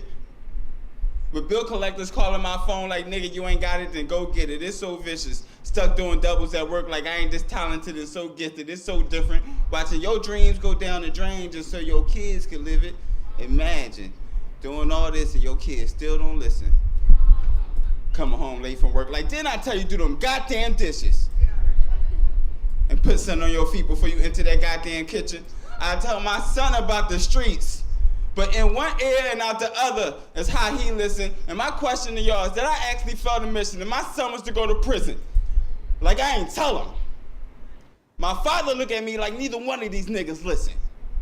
As he reiterates, you can't be friends with your children. And I never was trying to be my children's friend. I just didn't want to be the reason they need healing. And I might be. Because even though I'm a full-time single father, that's the reason all the mothers like me. Hey, moms. And my daughter see them leaving my room after she wake up from her late night pee. Ironically, she realized I'll make none of these women wifey. And now my biggest fear is that she find a nigga just like me. You know, somebody who don't even know how to be a father. But but know how to make these women call him daddy. Put a baby in my baby and make me a granddaddy. You judge my life when you realize I's the pappy, and I gotta teach this young man in class on how to be a daddy for dummies. Hopefully he don't leave and my daughter gotta do anything for money. Karma smacking me back in the face like you used to think everything was funny. Now look at you. Come on, kid. Your son don't think he the man unless he got a gun up in his hand, and your daughter, you ain't giving enough love to, so she sleeps with any man, hops on stripper poles and created the OnlyFans, and that's when you realize you don't even know how to be a father. This whole time, you just been doing what you can.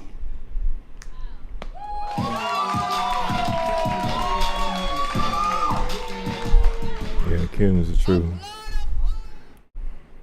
Oh, I got the big move on here. What was it? Fourth? Yeah, fourth. And comes down this way. And the car starts to swerve this way. Dude's unconscious. And then this is a super cut. I got it blurred out. Of the whole big move. Greetings, everyone. Lenon here. I want to greet you with lots of love, peace, and positivity. I hope you're doing well. I'm doing wonderful. And I'm doing the video in the car today because this is probably the quietest place that I can do this video. Wow. Many of y'all know we've been having challenges with our neighbors, and just the neighborhood, but mainly our neighbors right back over here. It's the Negroes. For the last 11 months now. And I mean, it got so bad where I almost had a physical altercation right over here with one of the guys that used to live there. And I'm just gonna be real with it. I was gonna beat his ass. You know, I'm a very peaceful person, but we had dealt with negativity and disrespect for. You know, funny thing is that when he described what happened, I want to greet you with lots of love. The only one being disrespectful. Real with it, I was gonna beat his ass. Like, you know, I'm a very peaceful person, but like a menace. He likes to say that. And the funny thing is when when Aida's in the room, she gets excited when you say, "Ooh, he's gonna beat his ass, huh?" 120 pounds. He did that on stage, right? When he gets in front of those audiences, bruh, man, he turned to straight coon. He's like, it's ridiculous. But this is a super cut of the entire Big Move series, and I think it's something like 30 something episodes. So it's from the first one. That's the one where the syringe story came from. Showing them doing the yard. Then it shows them cleaning up, packing up everything, making the kids say thank you to strangers. Keep on shaving them kids' heads bald because he ain't got no hair. Show them cleaning up. Everything packed up. They got all the money. This is the one they're talking about how poor they were. And this one, they're saying they don't have credit. We don't have a credit history. How you ain't got, well, shit, 40 years old, you got a credit history. You got a car, you got a place to live, you got a credit card. Liar. And he goes from that to this guy. Looks like that, like when Squidward, looks like that Squidward picture. Man, that is a dramatic change. I always thought that, you know, he came across like a dope fiend.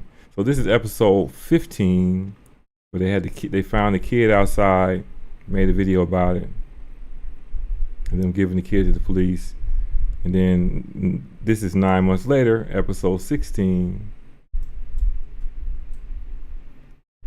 And then they keep on going, and they finally move, and then they keep on going, keep on with the episodes. Show us the whole house and everything. Yeah. I always thought it was odd that he was always working and he didn't have his sons working with him. Like with my sons, I always made my sons work, learn to work together, make them, you know, do real stuff. He's always by himself, showing that he's a real man, while his boys are sitting around. Them slender arms.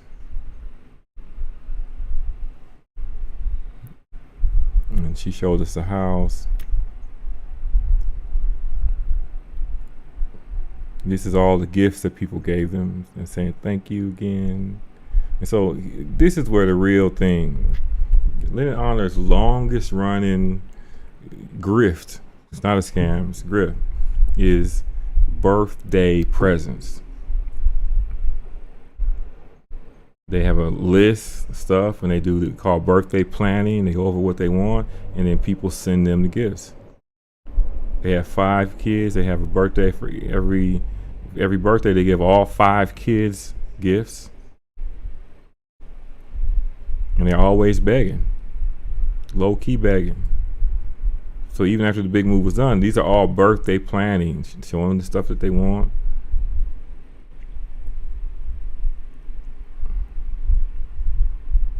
Buying a bunch of toys and shit.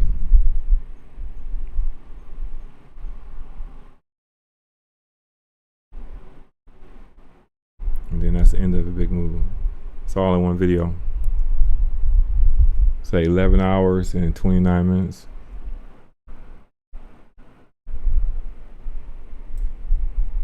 They didn't do no homeschooling. I mean, he actually admitted it. That they didn't have a program. He admitted about a lot of things, like when he would say meditation. He didn't have any real meditation. He didn't know. He was just saying stuff. He just did what he wanted. He called it meditation. Right?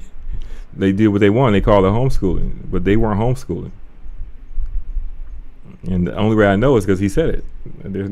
So they had no concept of grade level. They were probably just doing Khan Academy, and when they wanted to, and then following their interests. So they had a lot of information about stuff that might not matter in school. Details you find interesting don't necessarily matter on the test. And that's how their brightest child, the kid that was respected in their house as being the smartest, memorized everything, meticulous, he's the one that they labeled as ADHD. That's crazy.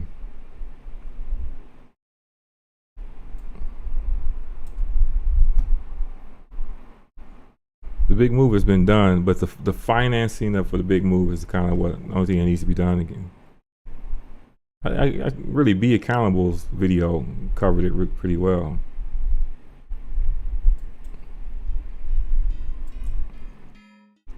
Where's the other one? My pray away the gay idea, I really think that's true. I really think that's true. He chose to live a heterosexual lifestyle, I think. I think it's why he's so obsessed with homosexuality. Everything will work out in the end, so long as we as men, as husbands and fathers, as long as we put our families first. After even taking this job, it was necessary. His son, based upon where we were at 10 months ago, find that at this point it's actually taking away from the quality of my family's life. To have that conversation, because he's going through the same thing.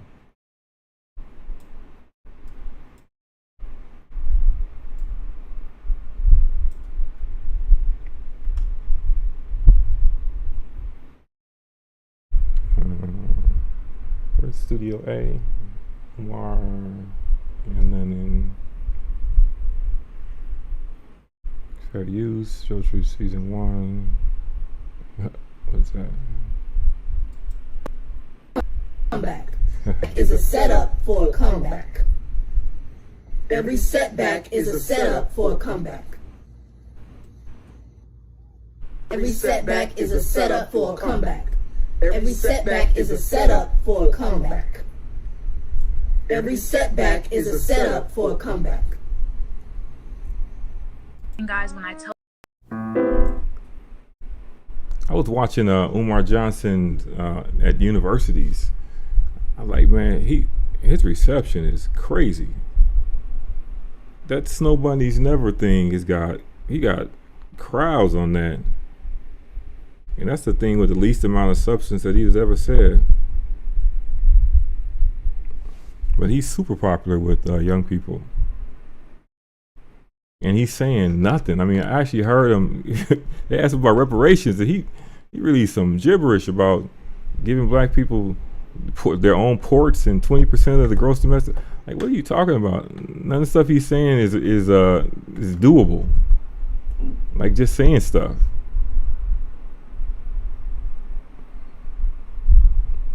Yeah. Every second born child belongs to.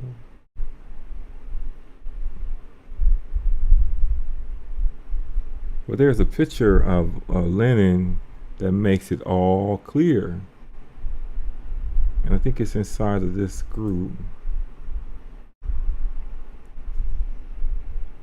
Because I don't think there's any way to explain around it. It's not that one. This one. See that? When I saw that picture, I was like, okay, I understand what this is.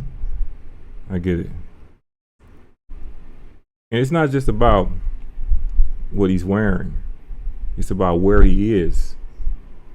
Right? It's about where he is and what he's wearing. And it's about the off-the-shoulder shirt with the, you know how girls wear their sweatshirts, their oversized sweatshirts, and the shirts come to the middle of their hand, right to where their fingers come out. It's exactly how he's wearing his clothes. This is not a masculine man, and I think he was not a masculine man. I think he's playing a character. Now he's been doing it for 30 years, so yeah, he is what he is. But I think originally he was not. Look at his posture. Look at how he holds his body. He holds his body like a woman. And I'm not making that up. People wear this kind of garb all over the world, but they don't look like women. They don't hold their body like a woman. He holds his body like a woman. And this is in San Diego. Dressed like this. With this expression, this posture. Come on.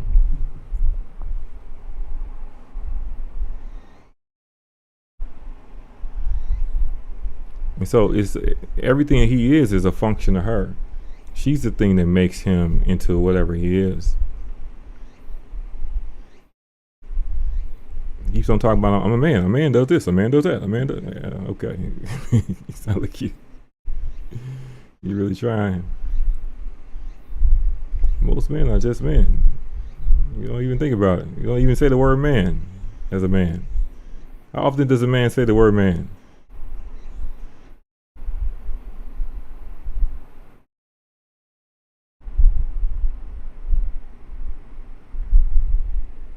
So, that's a good one.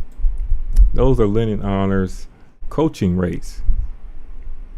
It used to be counseling rates.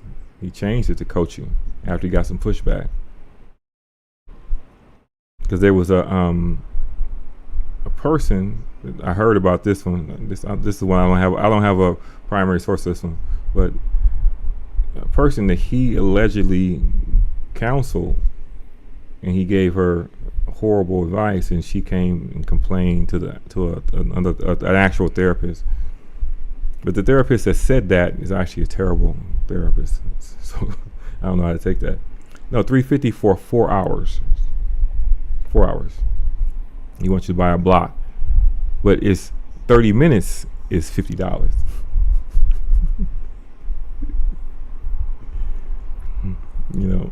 And the funny thing to me about his website is a series of headshots. It's all him. I'm like, that's the most narcissistic you've ever seen. I mean, he has a spot to stay at now at the trap, but he can't be there all the time, because if he was there all the time and live streaming all the time, if he was live streaming, I don't know how that happens. Then people are going to know that are looking for him. They're going to know where he's at. As a timer. Yeah, I had a timer playing somewhere and it went off. Again, and the timer fired off. This thing about Umar Take me back to where I was. But he's a junkie. I didn't do that. Back to It will work out in the end, so long as we as men, as husbands and fathers, as long as we put our families first. After even taking this job, it was necessary. Based upon where we were at 10 months ago. But at this point, it's actually taking away from the quality of my family's life. What is that?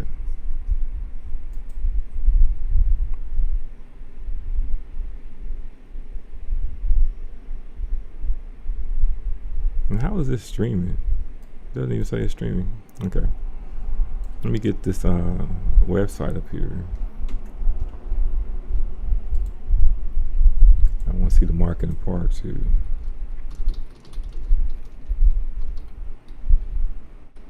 If you want to see some stuff, go to archive.org and pull up Lenon's old websites. That's something to see.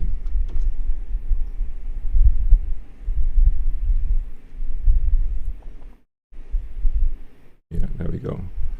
And let's do a screen share.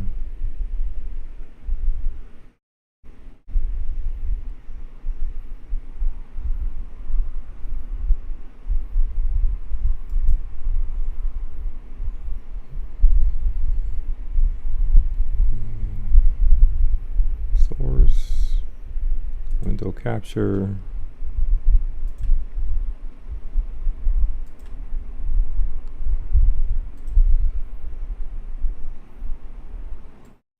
I don't need to capture the cursor.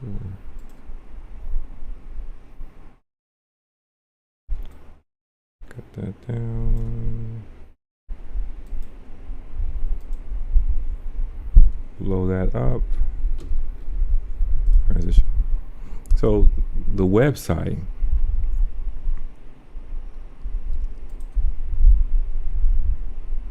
Now that's interesting.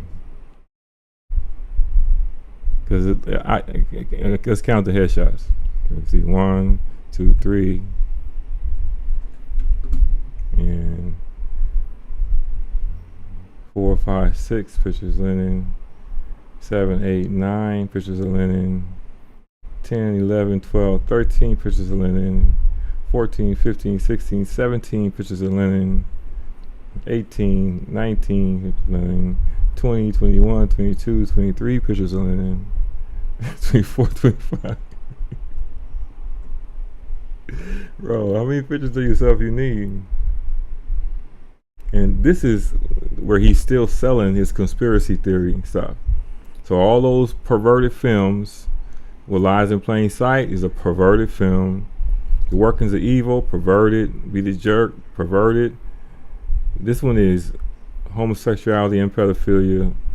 This one is homosexuality. This one is pedophilia, homosexuality. This one is even worse. This is the worst one ever. These are all sexualizing children. The Borg agenda is his people like that. It's all a bunch of Star Trek clips. And his manipulation, he said that's not real. His God origin stories. And then Subliminal Messages where he ended. But he's still selling all of that content.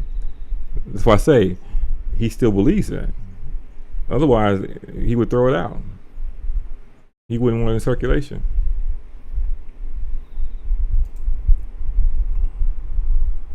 $30 minutes, $50. 1 hour, $95. Ooh, hey, it's a $5 discount.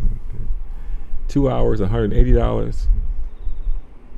Testimonials. 1 hour of coaching with Lenon Honor cleared away years of stuff. We're still working on the rest with excellent result. I feel really, really good and I'm in a good place. He wrote that. Lenon is a fantastic coach. Usually testimonials have somebody's name. Lenon is a fantastic coach. In his presence, the answers arise from within. Lenon helped me to regain my inner vision and find the power within. Wow, that's impressive. He nurtures others and inspires in others the desire for and belief in something greater than that which is. He definitely wrote that. Lenon is the quintessential teacher, educator, counselor, mentor, and sage. He has been uniquely gifted with astonishing cognitive dexterity, intuition, and precision. Bro. Thank you, Lenon. The series of coaching with you have such immediate and far-reaching positive impact on all areas of my life, emotions, mind, relationships with women, relationship with family, relationship with myself, fiance, self-love, and environment. I can't wait to enjoy more of my life as the coaching continues. Damn.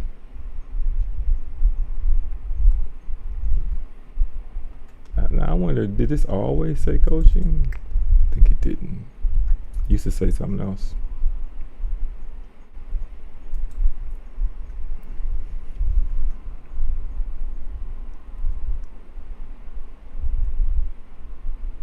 $34,000 views on the Lenon Honor video. This is all really Hokum stuff.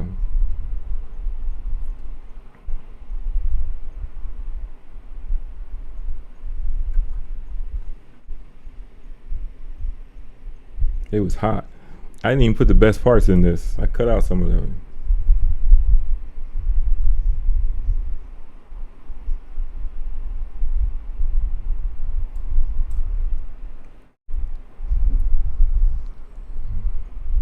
Does this even have audio?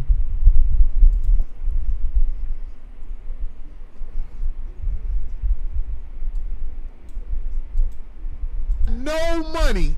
I used to be at the park every day, hooping. Let me see if that got audio now. Said this punk ass motherfucker sitting in the park talking indignant about us. You saw that, Zoe? Yes. Did you see it? No, I did not. He ain't shit. Obviously. Yeah. This motherfucker is sitting in the park. Do I need to say more? A man who got business don't even motherfucking get to the park. When I was a motherfucker who didn't have no money, I used to be at the park every day hooping because I had time. I didn't have no works. But here's a motherfucker talking about us. Talked about you. Yes. Talked about me. He didn't say nothing about you, D. Okay. That's another thing that let me know. Watch that motherfucker. Punk ass motherfucker sitting in the park had the nerve to say his 6-year-olds act more mature than us. Motherfucker, you said you got 5 kids. He said he got 5 kids. Who the fuck got time to sit in the park when they got 5 kids? I don't know a motherfucker got time to sit in the park unless they kids with him. Wait, he already admitted in the video that he was having financial issues too. Oh, he wasn't even ready. He didn't have to tell me. He said financial discipline was weak. He said his financial discipline was weak. You didn't have to tell me your financial discipline was weak. You in the park. I'm gonna set up in the park because my woman put me out the house. Oh. Go home where your girl take care of you and try to mature because you think you mature because of the way you talk, but you in the park with 5 kids. Come on, man. Come on, man. Talking about the way I talk. He said that Stephen A. Smith shit. This is another thing you motherfuckers can't fool me with. I don't normally watch his show. Get the fuck out of here. I'm your god, motherfucker. You want to be me so bad, but you can't give a motherfucker like me credit because of the way I talk. You think you closer to God than me. You not. You not. Trying to start some shit. Right. But what that's gonna get you? It's just like the man in the park. Right. It's not worth it. Do you got something to do today? They're getting... Listen, in our community, there are certain people who wait for the downfall of others to jump on top of it. Like, this is an opportunity. There you because go. I can't say shit about what they do, but now let me try to attack the man because it looks like he slipped a little. Now let me jump. Yeah, you did beat him up. You beat up very seriously. He was kind of right. Why you down? Why you down? That's the nigga in the park. Right, that's the nigga in the park. That's the other anonymous nigga. It's some nigga on the Let me internet. get something out of it. Right, Anonymous. let me get something out of it. Yeah, Let me talk about them while I got something to point at. Right. Because I really want to be them. Right. They got the heat on them, so if I do a video about them, I'm gonna get ancillary views. They spoke on my behalf, basically saying Zoe comes in here with black-owned businesses that don't have the cash to get national exposure on radio, and we allow Zoe to promote these businesses for free. Niggas ain't making videos about that. Niggas ain't in the park making videos about that. No, the dude in the park took this opportunity to criticize and say his 6-year-olds act like they more intelligent than us. Hey, homie, your 6-year-old gonna have a Corey Holcomb T-shirt on one day while you sitting in the park like a mark. Right. Ain't that old school? Right. Sugar. This motherfuckers out here got a vice. They like to sit in the park and talk shit about boss niggas. That's a fucked up vice. Or another nigga like to sit behind a meme. What's your address, homie? Send it to the thing so I can mail you a mirror. You must ain't got none at the crib. You know what I'm saying? All you motherfuckers, that nigga, I see. See, now you got me curious. You got people in there curious. Who at the park? Look, everybody asking. I don't know what that video is. No, I believe it'll pop up more because I'm talking about it. Yeah, he loving this right now. The now. mark in the park. That's all he is. The mark in the park. Hey, he got natural lighting though. He ain't got to You ain't got to buy some He ain't lights. got to pay for no set. He has no responsibilities. He got 5 kids. Outages, nothing.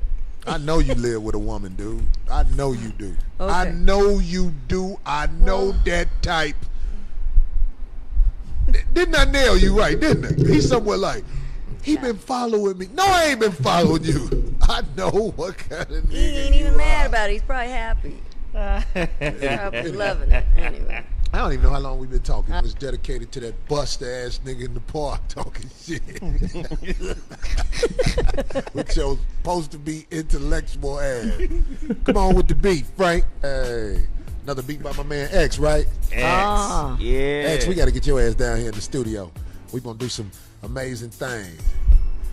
Come on with that chorus, y'all. Boom. In the park, wasting the day away. In the park, wasting the day away. In the park, wasting the day away. In the park, wasting. Check it out. Yo, you sitting in the park like a mark in the dark. You need to be at home taking care of your kids and start doing better. A niggas like me gon' get her. I'm talking about your girl. You know what's up? Chilling at your bitch crib getting fucked up. Do right by yourself and don't be talking about niggas like me, cause I got the belt. The high, I'm the champ. You got me amped talking about me like I'm silly. Your 6-year-old son. Check it out. His name Willie. He gonna be like me and D. And every time he see a shark, he gonna bite and show them teeth. Yeah. In the park, worst freestyle in history, the bro. day away. In the park, wasting that day away. Park, wasting the day away. In the park, wasting. So you got something to say to him on the beautiful side of the game? Get your life together. Don't judge people when you're doing bad yourself. If your smarts hasn't gotten you out of your current situation, you really should understand that you're in no position to judge. Hey, in the park, wasting the day away. In the park, wasting the day away. All right, my time is officially up. Wasting